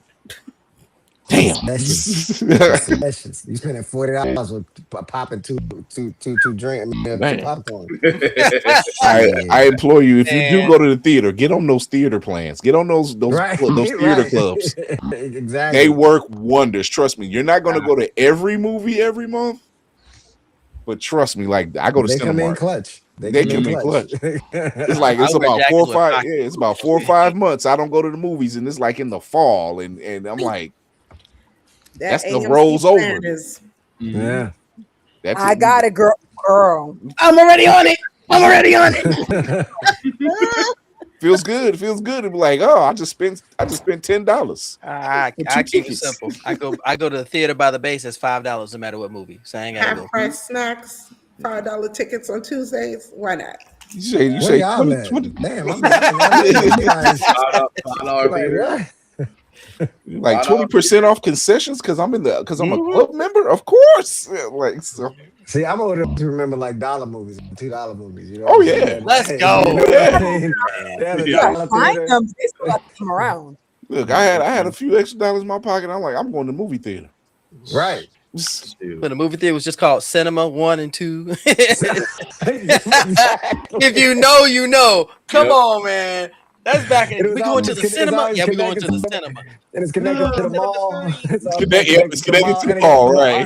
Right next to the Yes. Where you can stop at the candy store and then put it in your jacket and then Who's not doing that? Pay $5 and I ate good today. Who's not doing that? Thank you, Whoopi. Thank you. I'm just Lock in. Break out the rescue. Break out the big purse and just go ahead and get all you fixes. Exactly, the big purse, right? Exactly. Why I like pockets. I like pockets because I know where. Man, come on, get a jacket with pockets. You pulling out cheeseburgers and nuggets and everything. Why see, smell like McDonald's? Fall is the hoodie. Summertime is the khaki short. It's the cargo shorts. The cargo shorts. Wintertime, you can't tell me nothing. So I'm walking around looking like Randy from Christmas Story, just walking, just stalking. Pulling out pulled pork and collard greens in the theater. It's like, why it smell like my mama house? I told you about dude selling ribs in the movie theater. He cleaned out. Literally. I mean, So we talked about your writing style, writing rooms, things so the places you wish you could do, roles that you want to play. What's next for Jeremy Isaiah Earl? That man's directing traffic in the house. Okay, you see them? Go over there. You see them daddy Right arms? there. I know them daddy arms. This is like Right. You mean that one right there? That one. Right. Put it on. Yep. And There then you give me two more. Give me two more on top of that. Give me some cheese. Now my thigh hurts. Stop. The Himalayan, There you go. salt. The Himalayan salt. That pink. He's one step away from rich around there. Rich around there. Y'all stupid. You know what to do. The Just reach around. TV Flip came around. on. It was kind of loud. I had to get the remote, but I didn't want to walk off like looking all So crazy. so you So talked what about you your said?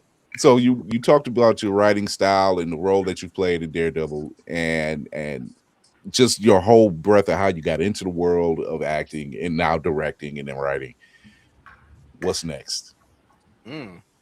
That's a good question, man. You know, I was thinking about running for president, but Hey. no, at this point, you never know. Hey, another cat out of Chicago. I'm down for it. Let's go. If what we're seeing right now taught us anything, anybody can do it. All right. No, I'm always open to new things. We're trying to, me and the team, we're trying to push this one feature that I wrote. It's like it's a nice little period piece about this black. It's called Matt Phyllis. It's dope. But we're trying to push that. See where it lands. You know what I mean? It's all like the landscape is so different. So we're trying to find independent producers to find them, like-minded individuals. You know what I'm saying? To kind of put it all together. So that's the goal right now. And then, as auditions come, we always auditioning. So, you always got to keep many hands in the pot. I will tell you, in shameless plug, I don't care. Yeah, we're a part of a collective called up and coming streaming service called Blerd Station, and we should be launching this summer. We are dedicated to showing black speculative fiction, sci-fi, anime, the whole nine. That's dope. We already have a lot. We have like 5 animation studios already signed up with us, and just telling those types of stories. And right before you came on, we were talking about like black indie comic owners, and how the stories are so more rich.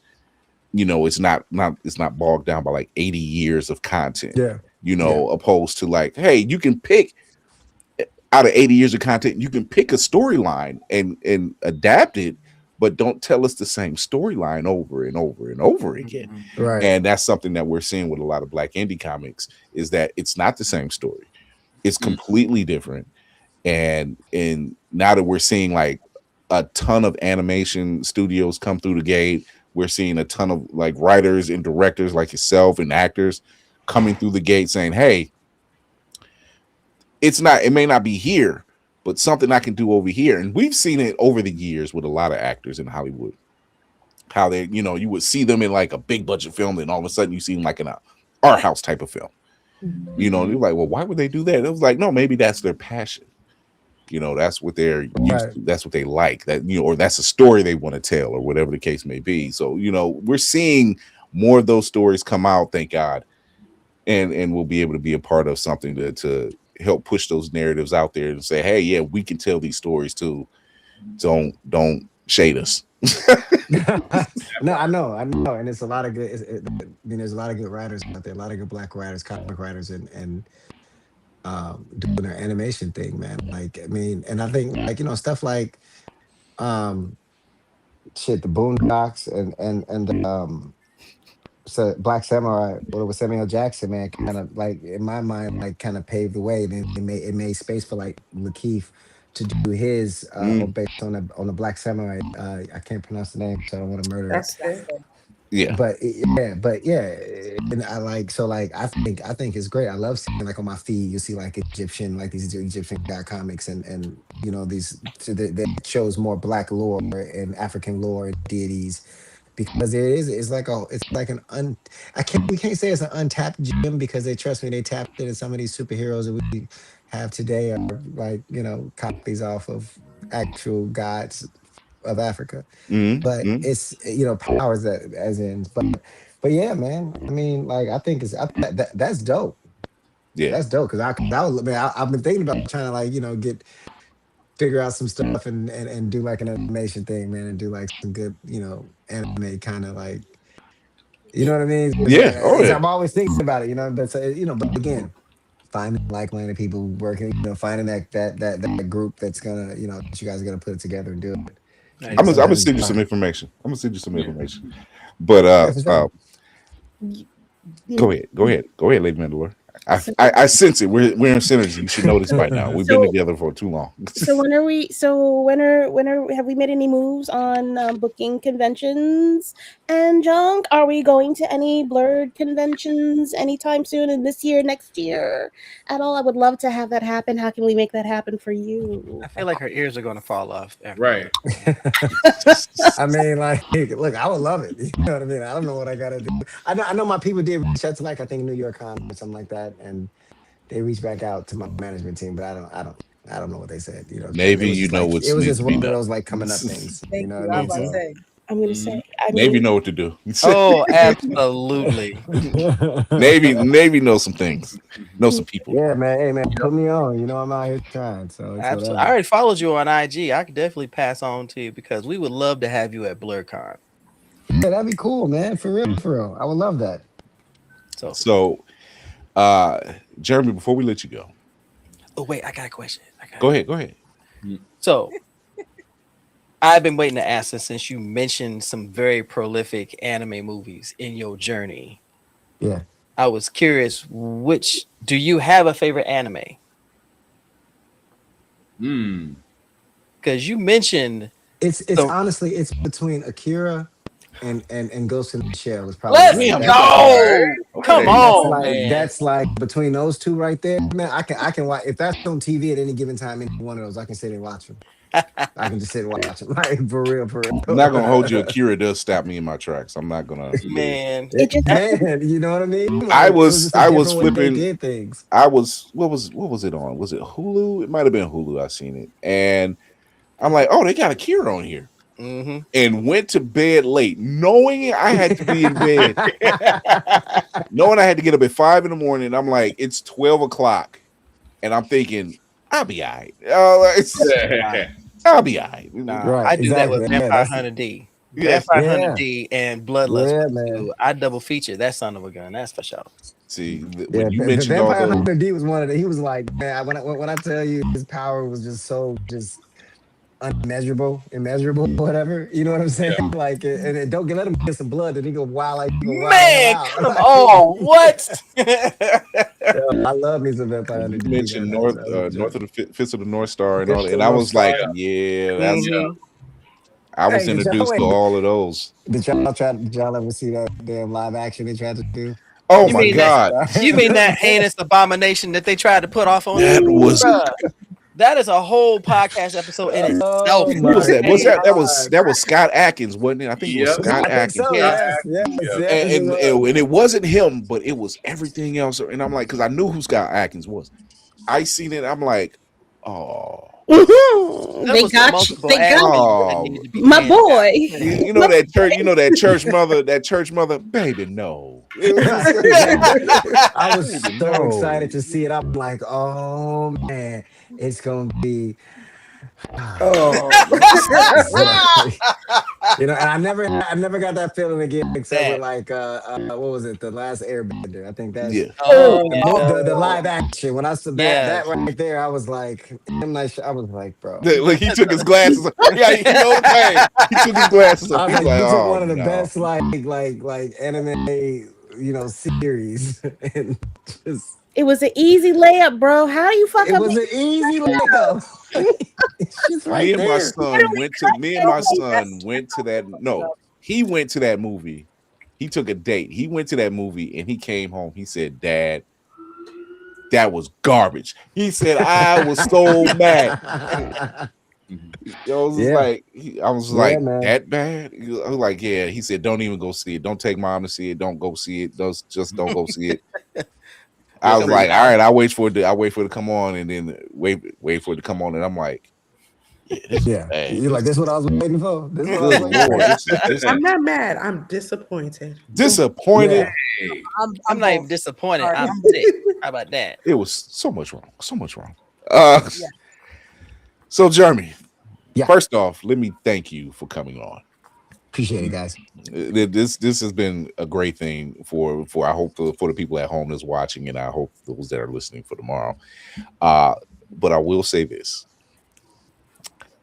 if Cole North is in season 3,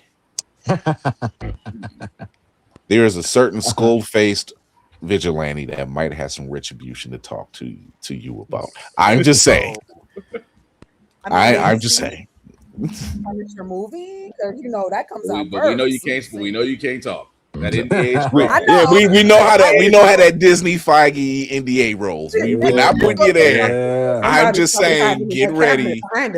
You might have to answer for some things, but I think I see you going for a little longer term. But I know that's right. You're right, Mal. It was Gary Daniels, not Scott Adkins. It was Gary Daniels. Yes. That's who it was. Yep. But yeah, we are looking forward to you if there is a season. There is a season 3, but if you're in the season 3 and something about this podcast, you'll be in season 3. I'm just saying.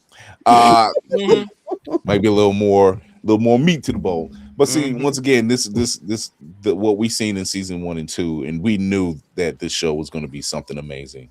And we're glad that you had a part in it, a character that we had a lot of us that already knew who Cole North was, and we were just kind of like, okay, what are they gonna do? What are they gonna do?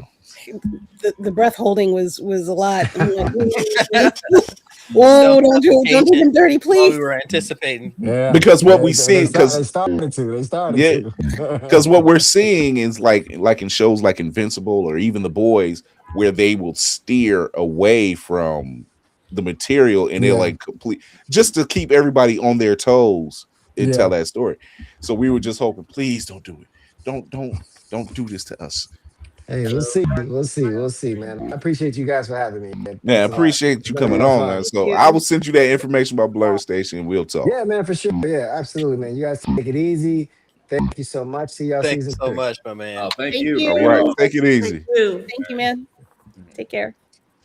So that was our guest, Jeremy Isaiah We have Earl. a new guest right here. Yeah, that's Lady. Lady from Geek by Heart. Oh, again, Kira, what freaking power do you have, woman? I just be cute. Laney, Lies. Indeed. watch this. Watch this. Lady Mandalore. Mike Coulter is next. Scene. Look. Let me say this. He's lucky I was getting on the bus 2 weeks ago, because I sure as shit would have jumped on it easy. I mean, no pun. It was a nope. I was like, I don't. See, I actually didn't jump on that one. So that ship sailed. I ain't saying nothing. No. I ain't mean it. Look, Whoopi gave me the auntie look. She was like, I ain't said nothing, baby. I didn't realize. I'm so sorry. I apologize. I don't mean that. Second Sunday disappointing look like child. That wasn't disappointing. Before we get into the last bit of the show, we did get. Oh, underwater.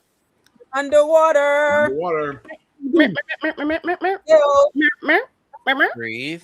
Exhale. And there we are. They just revealed probably the best look of Lobo for Supergirl in a new poster. Nice. Damn it, that looks good. In Kira's case, she's ready to jump through the screen. Take it off. Who said that? No, I'm not gonna lie with you. That is one of the best looks. And number 2, that's a damn good look. Listen. And practical. Oh, the first time I heard of him being up for something in DC, I immediately thought Lobo. Everybody did. I immediately even Jason Momoa said, "Oh, it's Lobo." Oh, what else could it possibly be? Aquaman. He was like, Aquaman. I mean, I take it, but it's right. But it's right there. But it's right there. I'm pretty sure Like that James meme, Gunn was Cardi. thinking the same thing. He was just like, not the pick I would have made. I got the perfect pick for him. Oh my god, it's like right there. But no, I got to take a look at that again because I'm just looking at the costume in itself, and yeah, it's I solid. think I'm gonna read that book next week. It's pretty solid. You really should. You really should read Woman of Tomorrow. I have Women of Tomorrow. I should just. I have that book. I read hope it I and didn't be back done it with away. I would highly recommend it just because there's a lot of elements being taken from that book. Okay. Say less. Yeah, it is. So now that we've had Cold North on, Lovely. let's talk about Daredevil season finale. Why didn't we talk about it when he was on here? Wait a minute. Why was we? No, I didn't because there was certain stuff that I knew we couldn't go into. NDA territory if we talked about it. It would have been NDA territory, and I didn't want to disrupt the wave. You saw how he sat there. You saw how he sat there and smiled when he was like, "Are you still going to be around?" And you can literally see the smile. He's like, "Wait, lawyers."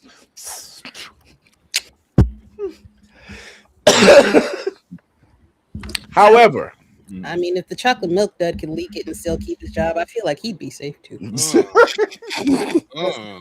Well, that's a little different. Right. A little different. Yeah, I mean, yeah, no, you're fair. That's fair. But no. First off, great season. Again, the fact that still going back and when the whole show was announced in the first place, and they were going to go a different route with different actors, and I'm like, what are we doing? Why? It wasn't that old. The show wasn't that old. Right. There's no reason to reboot anything. Just continue on. Thank God for people like Vincent D'Onofrio and Shirley Cox that said, hey, we will do it, but if you don't, and when they brought them back and stated, we won't do it unless you bring everybody back in. And that tells you that right there, ladies and gentlemen, is called leverage. Yeah. Because they were right to do so. This is one of them situations where they were right to do so because you already had the cast. All you had to do was continue the stories. That there was no reason. This is one of them situations where there's no reason to, we're going to do a reboot. Why? Why would you reboot anything?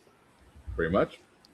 Like that whole run of Netflix Marvel shows, because Marvel still held the licensing. Netflix just had the right to show it, and Marvel still had full run of it.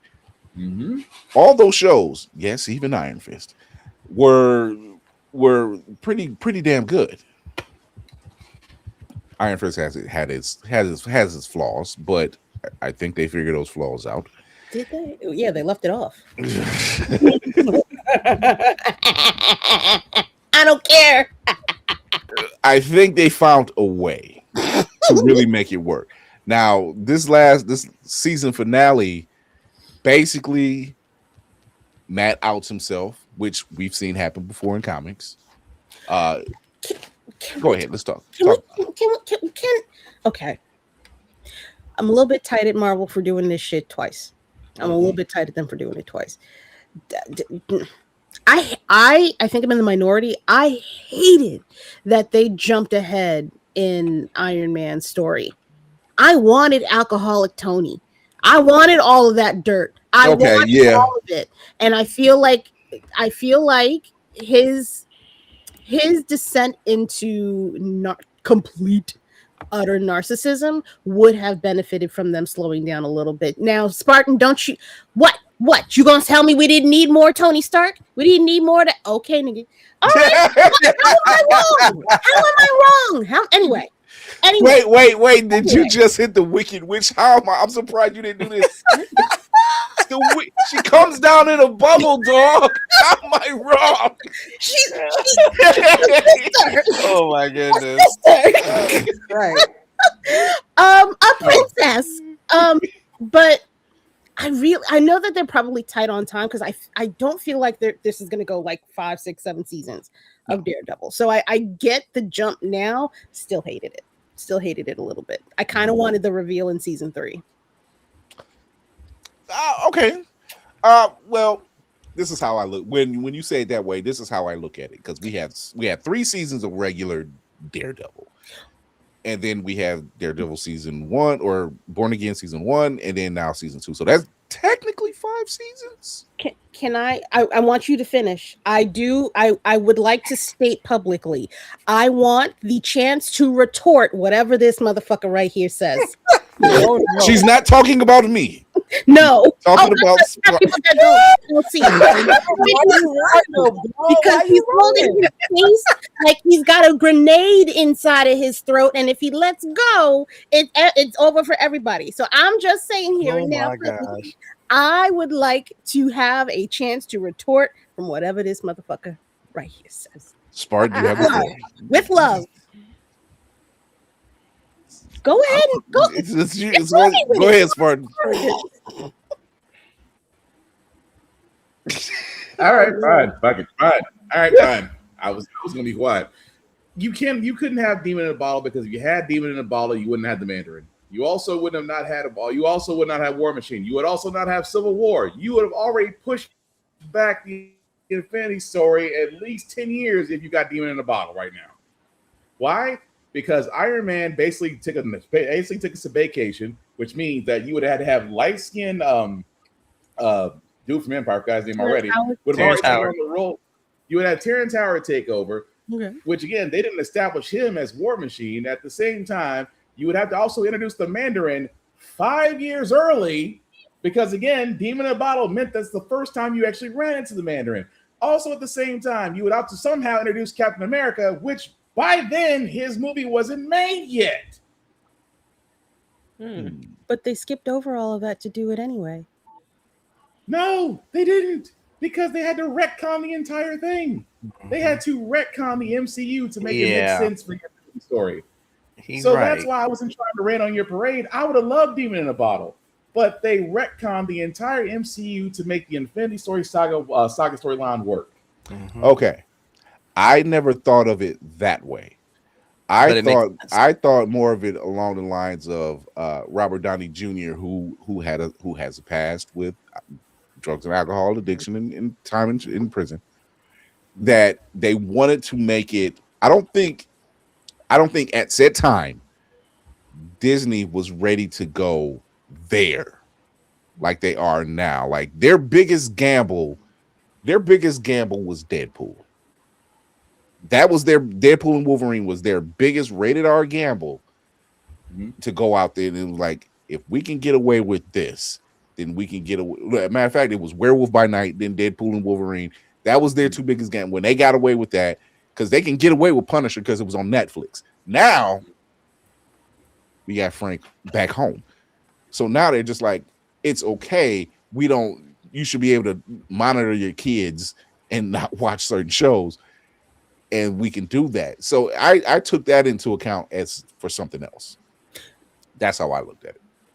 That's all I was saying. I wasn't trying to run your parade, Carrie. Yes, they should have done Demon in a Bottle. I would have completely been okay with that. So, okay, that's fine. It's a differing of opinion. It's not Disney did own them. Disney owned all of them at that time. They owned all of them. Pretty much had everybody on lock. Yeah.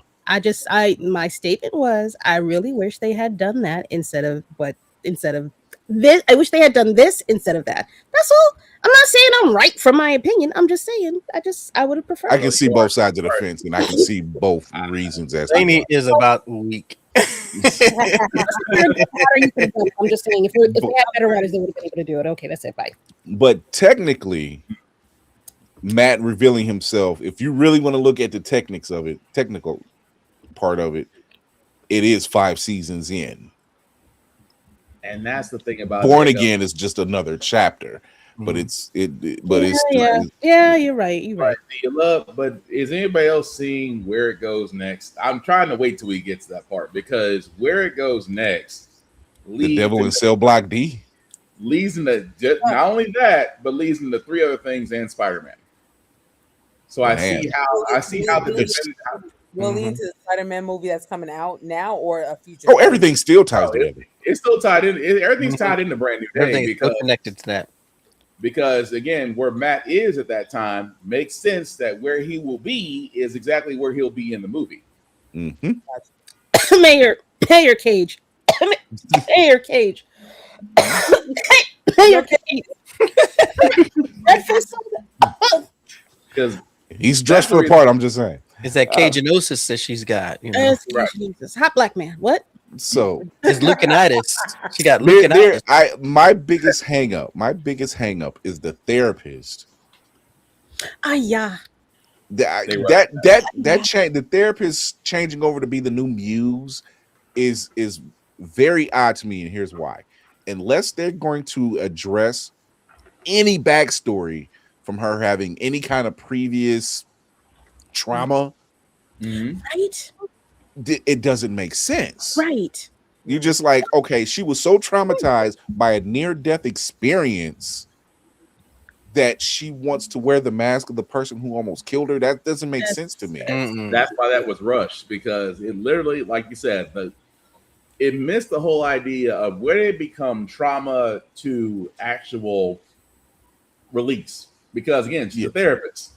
She's exploring her own trauma, but you would think the moment exploring that trauma, something would happen. She would kill somebody. She would kidnap somebody. She would beat somebody up, and you would see some type of release. And the closest thing we got was Buck talking to her. Yeah. With no safe words. Yeah, with no safe words. Right? And it was just like, this isn't giving what you just stated, Spartan. It's giving kink. And no shame on the kink. It's just like pineapples. Pineapple juice. It's pineapple juice. Pineapple Express, if you will. So it's just like, I'm like, she's into it and he's into it, but there's nothing else from it. He does like to take orders. I'm just gonna say, put that in there. But that's the thing. But that's the thing. You showed a kink, but you didn't really show her switch. It wasn't that whole thing. You didn't see the switch. You just saw somebody getting choked. And it's like, I need them in the new season to like. She was always a little, and it was just kind of quote unquote locked away. That's what I need to see in order for that to really kind of meld together. I'm like, okay, she's had some problems before. She's dealt with some issues before that she's never been, because we really don't see anything outside of her dating Matt and then them breaking up because, him being Daredevil and everything. And then her working for Fisk. Pretty much. That's it. I mean, go ahead. I'm sorry. Go ahead. You got it. I was going to make a bad joke. Go. I was going to say she was an incomplete side story. She was. That's all she was. An incomplete side story this season. And then her throat checking, pause. The prosecutor, and and she was like, and don't you ever touch me. And I'm like, okay, that seemed to come out of nowhere. That seemed to come out of nowhere. Whether that was a past trauma that we have yet to see, or whether that was her acting out from the current past trauma, I guess you could say, with Muse. That's the question I'm starting to have is that, and obviously you see some kind of relationship between her and Buck. Yeah, you see some, whether it's romantic or just platonic, and they're just like in synergy or something. We don't know yet, but what is it? Trauma bonding. Yeah, trauma bonding. We just know Buck. Buck is like, because Buck, like, I will take you out and walk away, not even think about it. That's his thing. That's his thing. So it's just kind of like, let me show you. Let me show you. Let me show you. I don't want to get Lainey Whoopty. Y'all want to add any question? Oh, okay. Well, Lainey was like, it's going into kink stuff, and Lainey sat there. I'm not hung up on the kink stuff. I have moved on. It was like, not me. If it's just regular people stuff in an alternate thought process, that's all. I don't know if I was thinking. Let me see. I do not kink shame. I do. The doors were open, even if your throat's Unless wet. your kink is being shaved. Close the Maybe we doors. can work Close the something. doors. No one leaves until. Apparently, we've reached the after dark portion of the show. Absolutely. Before Every episode is an after dark Turn off the episode lights. of the show. Turn them off. So, no. But that whole court scene where Fisk gets called in as the witness, and that was a face-off. Yeah, between Fisk and Matt. That was nothing more than whose dick is bigger type of situation. Was that not A Few Good Men? Was that a scene from A Few Good Men? It was A Few Good Men scene. Yeah, exactly. Yeah, that was a whole scene. Like, I will do what's necessary, and this is how I don't want to say in tune, but at the same time, this is how in tune Matt was, but at the same time, not really paying attention to the surroundings in front of him, is when Fisk whispers, "I will tell everyone who you are." Mm-hmm. And he's like, and he responds, but not really realizing, I'm in front of the judge, I'm in front of the other lawyers, and you're responding. Not if I get you first, but Nick, he can hear you, nigga. What are you doing? What you whispering for? That's how bad you wanted it. Like, you were just like, because I know he ain't hear that. It was just. He's like, you don't think about your friends and family? Are you? That's like, he said he ready to light this candle. Go ahead. Yeah, and that made it interesting. But this what really got it is when he decides to out himself. Yep. And the court does go into a bit of an uproar, but it's more like, what is he crazy? He talking crazy until he does the thing with the Billy Club. Yeah, the angle shot, pop, pop, pop. Yeah. No, hold on for my next trick. Except for my next trick. And at which point, where you would think they say, okay. Where I would have thought the judge would have said, "Okay, we're gonna take a recess right now, and figure out what the fuck just happened." Nah. But they didn't. They went because he lit the game. He lit the game that he knows go forward. And he run, and Matt is running the game. He got point, no problem. He's like shutting it down from the whole ship being buried, being sunk in the harbor, to having a recorded confession from one of the captains. Everything. Yeah. He had a line that he was just like, "I have proof that you are not who you say you are." Damn me. So you're right, Mal. Mal said he knew how to push. He knew how to push them buttons. Oh yeah. He knew how to push them buttons. I just kept getting that whole thing. It was like, I want the truth. I was like, I kept on wanting him to say it so doggone bad. Because the way he was attacking, he's like, there was one other person. There was one other person. Did you know that, Fist? You knew that because he was there. He's in this courtroom right now. I'm like, wow. At this point, I'm just waiting for the Jack Nicholson to come out of the memorial. Like, yes, I knew it was you, Daredevil. I knew it was you.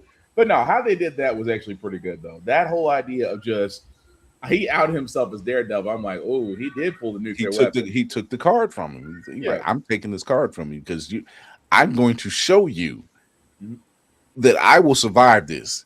You won't survive this. But the whole idea, you saw the look of disbelief among especially among the task force. One dude immediately knew it, like the blind freaking yeah, because I broke your leg. You should remember. I'm the one that broke your leg. He's whooped most of our asses. I'm just saying. So but yeah, it was good though. It was just the whole idea of just a disbelief until, like we said, you saw. I'll air this bitch out, Murdoch. Yeah. That's just what he did. He aired it out. But this is where it gets. This is the other part that kind of threw me off a little bit. The assistant, she did. What is her name? Sheila? Deputy. Yeah. So when she gets the call from the who was it? Governor. AG. Governor from the governor. Yeah. Yeah, the attorney governor. And I'm like, wait, how does Fisk get the deal? That's what I kept missing. How did he get the deal? She's the attorney. Oh, the call from the attorney general. So the attorney general said, if you disappear, then we won't press any charges. But you have to leave the city, and you cannot come back. Yeah, I got that part, but I'm like, what made them? Well, there's a reason. Yeah, get that deal. Yeah, there's a reason, and I almost sit there and say, "Look at Shaggy." A countess is the reason. Oh, I need you out the way, sir. Mm-hmm. Because also, no, that makes sense. That makes sense. Also, where did Luke just come back from? And where Bullseye and what's that airplane airline with that? That right there, I said, we're getting some version of Thunderbolts. We're getting the other version. Yeah, we're getting the other version. Because $200 problem, if you will. Yeah, the $200 problem. We're getting the dollar. Before we get to that part, sorry, jumped ahead. We finally got our hallway scene. Yeah. Yep. Oh, and it was in 2 parts. We got two hallway scenes. Good Lord. There's nothing like opening the door in a Chris White suit and yelling boo and then knocking somebody one punch right across the room. I swear to God, that was glorious. I felt bad for that dude. How you be the first one to catch it? How you be the first one to catch a full shot? Oh my God! I played the show. I played it here in the green room before the show went live, and watching Navy's reaction was just like, I knew, sir, but my goodness, it was pearl clutching moments in that scene. It was, the fact he sat there and just was throwing guys halfway across the room. You saw one dude just get the backhand of a lifetime. It was 2 people that got the worst of it. When he said boo, well, 3. When he said boo and punched the first one, when he grabbed the other one, bench pressed him in the air and cracked his back on the pillar. Yeah. That was I was like, okay. And then when he looks at the other one and says, shh, backhand. I said, bitch, where? That was a mean ass backhand. That's all I'm saying. That was a special. Man, and like Tafari said, Tafari said, look, took them New Yorkers a little too long to jump that man. Yeah. Ayo. I was gonna ask that question. First of all, technically speaking, he was one of our own. So we got to see a lot of shit happen before we gonna turn on one of ours. I was gonna ask that what borough they came from. Why'd y'all try to be honorable and do 1-on-1s? That last one that he grabbed by the arm, I was like, did he just punch his arm out of socket? What did he do? All them people are from Staten Island. They don't count. Say it again for people in the back. Yep. He punched that dude. He grabbed him, twisted his arm, punched him in his back, and he blew through a door. I said, and you didn't watch the rest of these folks get their ass whooped just now? Although you did see the last 2 in that room skedaddle right the hell on out of there. I'm like, nobody decided, y'all, of all the things, y'all could be practical, pick up something, an edge of a table and something. You know, I'm not gonna hold you. Don't judge me, and you don't know my story. I have led an interesting life. There aren't a lot of things to pick up in a courthouse.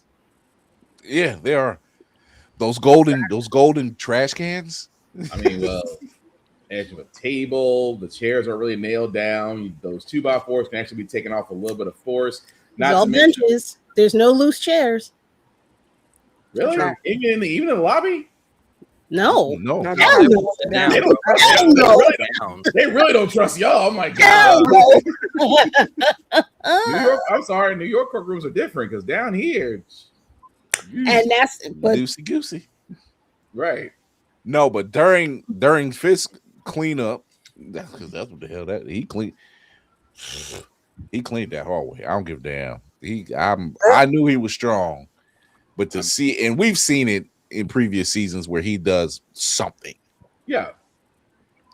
But to stand there and watch mobs of people, and I'm like, so y'all just not gonna.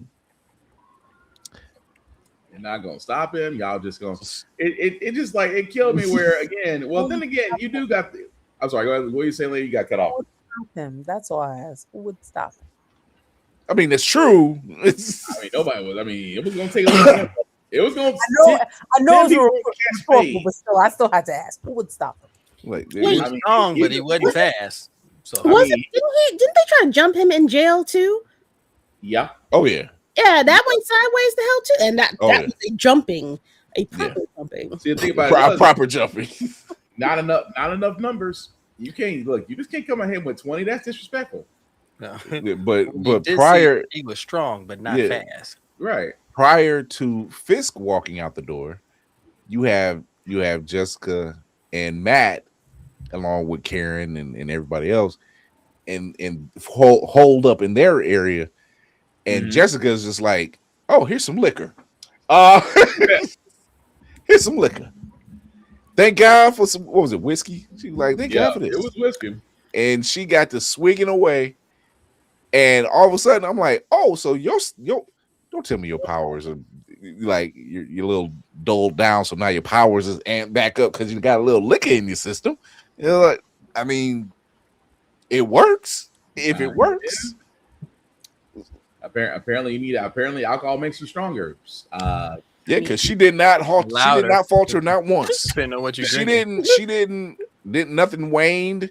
She pushed some guys out the way. She threw a fire extinguisher or somebody's head in the mist. But she threw that thing like a spear. I was like, that would have been a checkout moment. You threw a fire extinguisher like it's a goddamn spear and actually put a dent in a metal tube. Nope. Yeah. And to answer the question I had a couple weeks ago about White Tiger. Oh my God! Right. You really did come out of nowhere, and you. Boy, that's a lot of aggression you got there, sweetheart. Besides jumping off of walls and shit. But she didn't miss. Grabbing heads and just slamming against the wall. Like, I'm like, that's aggression, but I like it. Hella effective. But she got it done. She got the job was done. Even when the one pushed her off, she was like, "Shit, I'm not done with you." She went right back, bounced off the wall, and came right back at him. I'm like, "Oh, she's not done. She's not done." Not by any stretch of the imagination. So, she lost her uncle. It was an NY rite of passage. Yeah. I was like, I kept trying to figure out. I'm like, how is such a little frame they shooting her from such a low angle? Like, what the hell? Concentrated energy, baby. Concentrated. Not concentrated. It is. So, was it just me, or was it when they kind of do like the recap and make sure how everything else is unfolding, and Jessica's in the room with Danielle? And Luke's ass show up at the door. And I literally was like, yes! Wasn't expecting it this soon, but okay. You know, like, really? I was expecting not this soon. I actually, I take it back. By it being episode 8, I was actually expecting him to show up, but he didn't. So I wasn't expecting him after that. So with him showing up with the cameo, and then they had to talk, and Jessica says, "Oh, it's done." It's done. They got somebody else. It does make sense because the way Jessica made it sound, he was doing work overseas against his will, so there was a threat. Yeah, but like we saw 5 minutes later on the plane, it's like, oh, he's got somebody. He's somebody else taking my place, and as we see, it's as we see Bullseye just chilling, like my balance, my scales are balanced. I'm good. I'm just gonna sit here and enjoy my ice cream. And I would like to think when Jessica showed up originally on here a few episodes earlier, and she's kind of having that she's having a conversation with Matt, and she says like, yeah, some people didn't go the same way, didn't react the same way I did when they tried to ask me to come join the board. I'm very much inclined to think that not only did the Contessa have something to do with this, but his family was threatened. Yeah. And that this is why you had the armed guards showing up at her door. More or less along the lines of either that was a threat that Valentina pushed through, or Valentina wanted to see what was capable. I mean, two birds with one stone. You send Luke the video saying you tried to do something that I told you not to do. So let me explain to you how serious I am about this. Yeah, right. And then, but only to find out that I'll fuck you up twice, motherfucker. Don't do that shit again in my house. Yeah. Don't come in my house like that. Take your shoes off. There's that. And just seeing that whole thing unfold, and I'm just like, okay. And then Daredevil, Matt, getting arrested, and they said, Matt Murdock, you're under arrest, and he says for Daredevil's crimes. And I'm like, it's an odd choice of words, my guy. Considering Danny, you're up. Yeah. Because keep in mind, this is leading to Matt basically being in jail, and that whole comic arc leads into 3 other characters. Yeah. Which is how unfortunately Iron Fist will be making a return. Hopefully with shoes on. Or some iteration of him. Well, considering hopefully the fact he got it together. He's had enough time. He should. I still haven't seen a seal of approval from a martial artist on him yet. So the only thing I've heard martial artist wise is Jackie Chan's team is working on Brand New Day. That's the only thing I've heard. Oh, now if the fight team was working with him, okay, that's gold standard. And they and still outside of the reveal of the Defenders being back, everything else is still under wraps. Yeah. So, but at this point, Brand New Day is going to be a nexus point. Yes, and on that point, I am going to watch Punisher. Is it on yet? It should be. It should be. Let's synchronize our watches. I'm not gonna hold. Question. What's on? How is okay? Yep. So how is it when you see movies and they say synchronized watches and everybody put their watches in the same frame, and I'm like, that's not how that works. No. and everybody got Rolexes. Like it just says the time. Like y'all just put your hand. What is this, Power Rangers? What are you doing? Although I did always want that watch though. Yeah. So we are heading out of here. So with that being said, I guess we can go ahead and dock the ship. Wrap up protocol initiated, Captain. It's starting with Laney tonight. Right in the center. Let's go. I was That's not a zoom-in moment. that. Quell surprise. Now you know how it feels. You always start, so you should always be ready. I mean, I'm ready. I was like, I didn't think I was starting. So It's a good thing Laney wasn't picking her nose or anything. Good Lord. Yo. Hello, everybody. I am Lane from Geek by Heart. Me and my husband run Geek by Heart. You can find us on. Ooh, wait a minute. There you go. Oh, sorry. I'm on my own computer. You can find us on YouTube. You can find us on IG. You can find us on TikTok. I am actually going to stream tomorrow. Age of Imprisonment. I want to put in like 3 or 4 hours. I really want to get that because I want to get to Tears of the Kingdom. I've actually been playing Tears of the Kingdom in preparation for me streaming Tears of the Kingdom. So I'm trying to get better so I won't actually suck in front of y'all. Anyway, so come on. Wednesday, I should be like around between 7 to 11. That's what I'm shooting for. All right. Nice. And now, Lady Mandalore. Hello. Oh, let me get centered. Hi. Hello. Good evening. How are you all? Yeah, I do a thing where I talk about independent comics. If you didn't hear my rant and tirade earlier this evening, you should see me on Sundays where I'm completely unfiltered because I don't really have to share the time with everybody else. So I get a little unhinged with my obsession with independent comics. You should come and see me. You should learn how and who to promote on my channel. Because not gonna hold you, I'm pretty much the only one that was doing it first. I'm gonna say that. I will also be Lord. I have a day off on Thursday, so I will be building or continuing my build of Big Bertha. This is Lord. Hold on, let me open this up without it falling apart. Lord.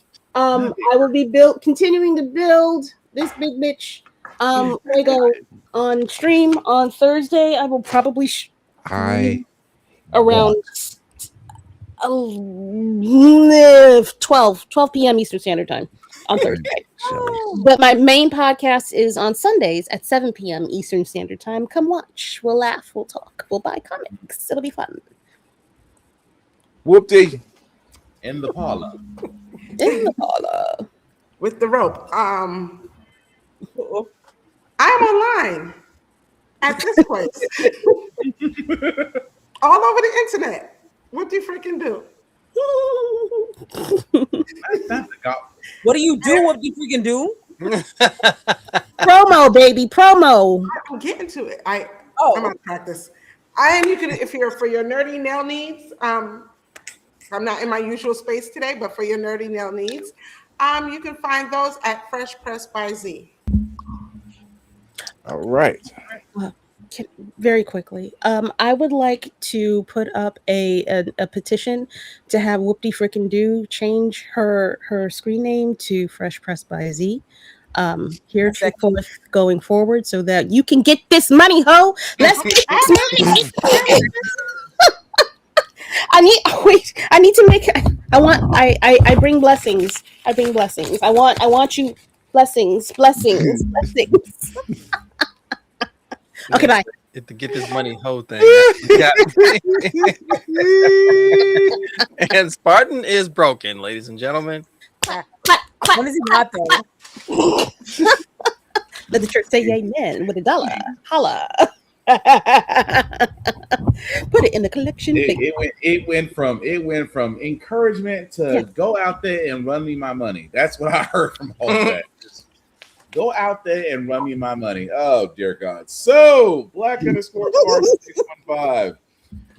Still doing the shows because we gotta cover this cesspool of a world that we're in. How the fact we got here every Wednesday at 7 p.m. Myself, Tafara, and Joe do cover Microsoft's Xbox apology and other stuff on GetBit, and Nintendo ain't shit. Bet. Man, what the hell was that about? Nintendo still ain't shit. But we're covering that on Friday at 8:30-ish. Streaming guys, I apologize. Life changes have happened, so I've kind of had to push back some things. So if you're wondering about Pragmata, we're still doing it. If you're wondering about Mouse, we're still doing it. If you're wondering about Silent Hill F, we're still doing that. Brothers gotta get some priorities straight. So I'm not going away. So it's just that just have to shift some things around. But once I am back to streaming, I will let you guys know. Outside of that, mental health is important because a certain Chaos Demon would say it here if he was here. Please make sure you're doing everything you can to keep your mental as well as your physical taken care of. Men, go to the doctor. Can't say that enough. You know why. We all got to do it. We all hate it. Go get it done. At the same time, the rules still do apply because cons are popping up and going strong. So rule number 1, respect the cosplay at all times. Cosplay is not consent. Please treat people like human beings. It's not that freaking hard. It's completely okay to compliment somebody. Just don't be an incel about things because if you can't show respect, you will get stomped out. You have been warned already before you walk through a door. Hygiene is important. Wash yourself. Deodorant, soap, all those wonderful things are still cheap, even in today's economy.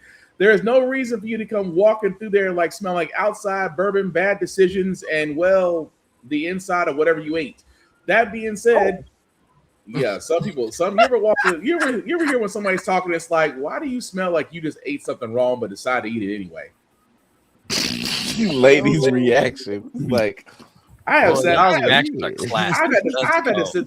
I have had to sit there and tell some people today, look, if your breath was as positive as your delusion, you would be wonderful. I'm sorry. When your breath should not be punching me as if I'm a fourth grade student. It's not that hard. Mouthwash is still available. Toothpaste is still available. In less than $2, you ain't gotta get the name brand stuff. Get the stuff at the bottom, at the base. You can still, it works for you. Please, for everybody else, we do not want to be assaulted by your bad decisions. We already know you have poor taste in husbands and wives. Please don't have poor taste in hygiene. that part. I'm sorry. I am saying a little bit more about my day than I should have said. That also being said, last rule, the last rule: talk, invite, respect people. I didn't do that today.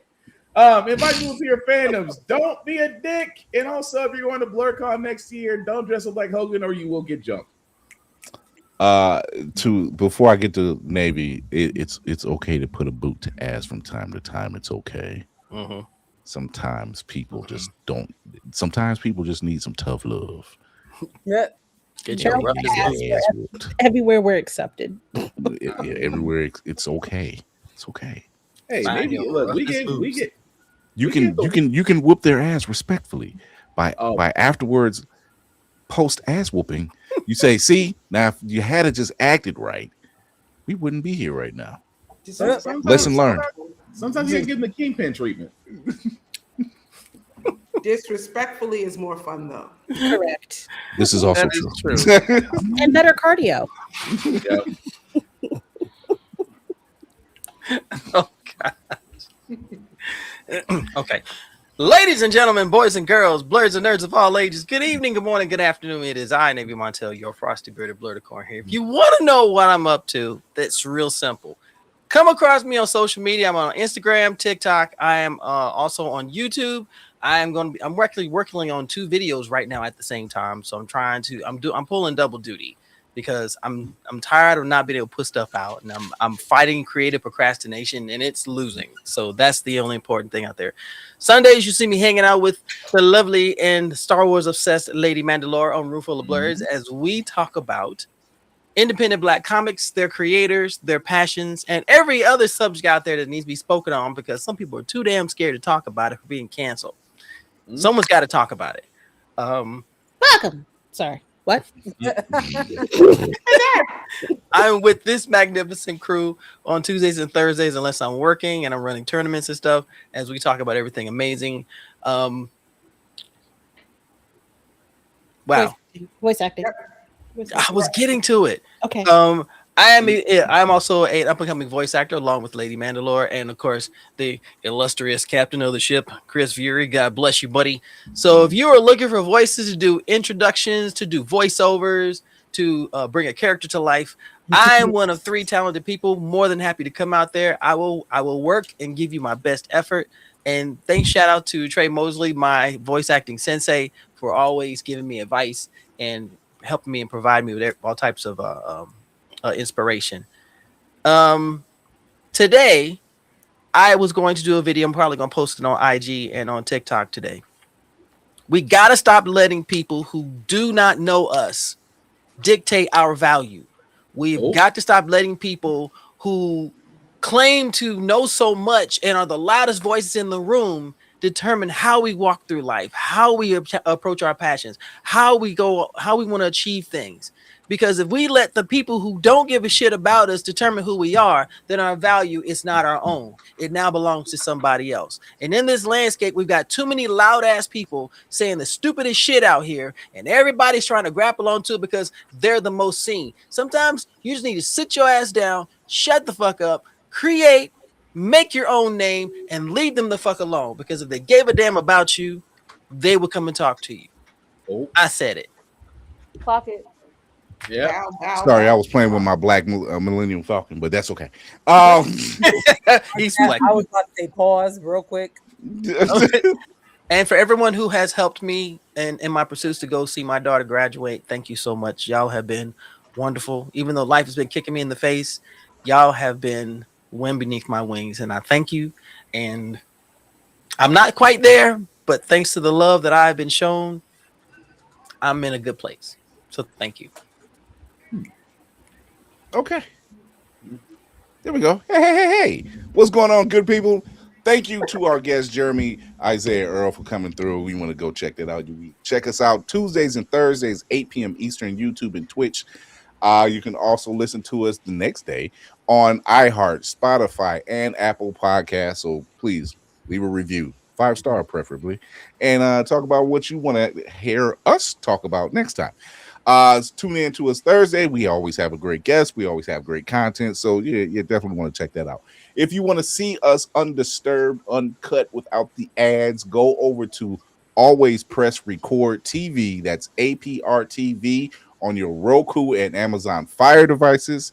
We always have a lot of fun. I keep looking at this thing because it's probably one of my proudest pieces up there. Like, Sorry, it'll still be there. It will. I'm just trying to find a box to sit it in. It's pain. But everyone out there, you matter. Mm-hmm. All right. We are in very trying times. Mm-hmm. And for our community, rise up, resist, rebel. Mm-hmm. I can't put it no other way. The more they try to take, we need to learn how to fight back. This is where you say you are your ancestors because they fought. Mm-hmm. So fight. Until then, thank you to this amazing team. Thank y'all. This is always fun to do this and do this twice a week, and then we still jaw jack throughout the week and everything else. So I'm sorry. It's a thing. I'm sorry. It's a thing. I'm sorry. It's broken. It is a thing. It is a thing. It is a thing. But remember to educate yourself and others, and entertain yourself and others, and most of all, encourage yourself and others. This is Chris Fury with his amazing team over here. And while I'm over here, since Lady Mandalore made me jealous, I'm like, right. Level I love it. I love it. I love that thing. Not this one. I love that. I love it. But until then, we will see you guys Thursday. I'm going to watch Punisher after I upload this show. Ooh. Yeah. May the pirated servers be strong tonight. Woo! Like that. It's like Luke Cage season 1. Oh my God. Oh God. They crashed the servers.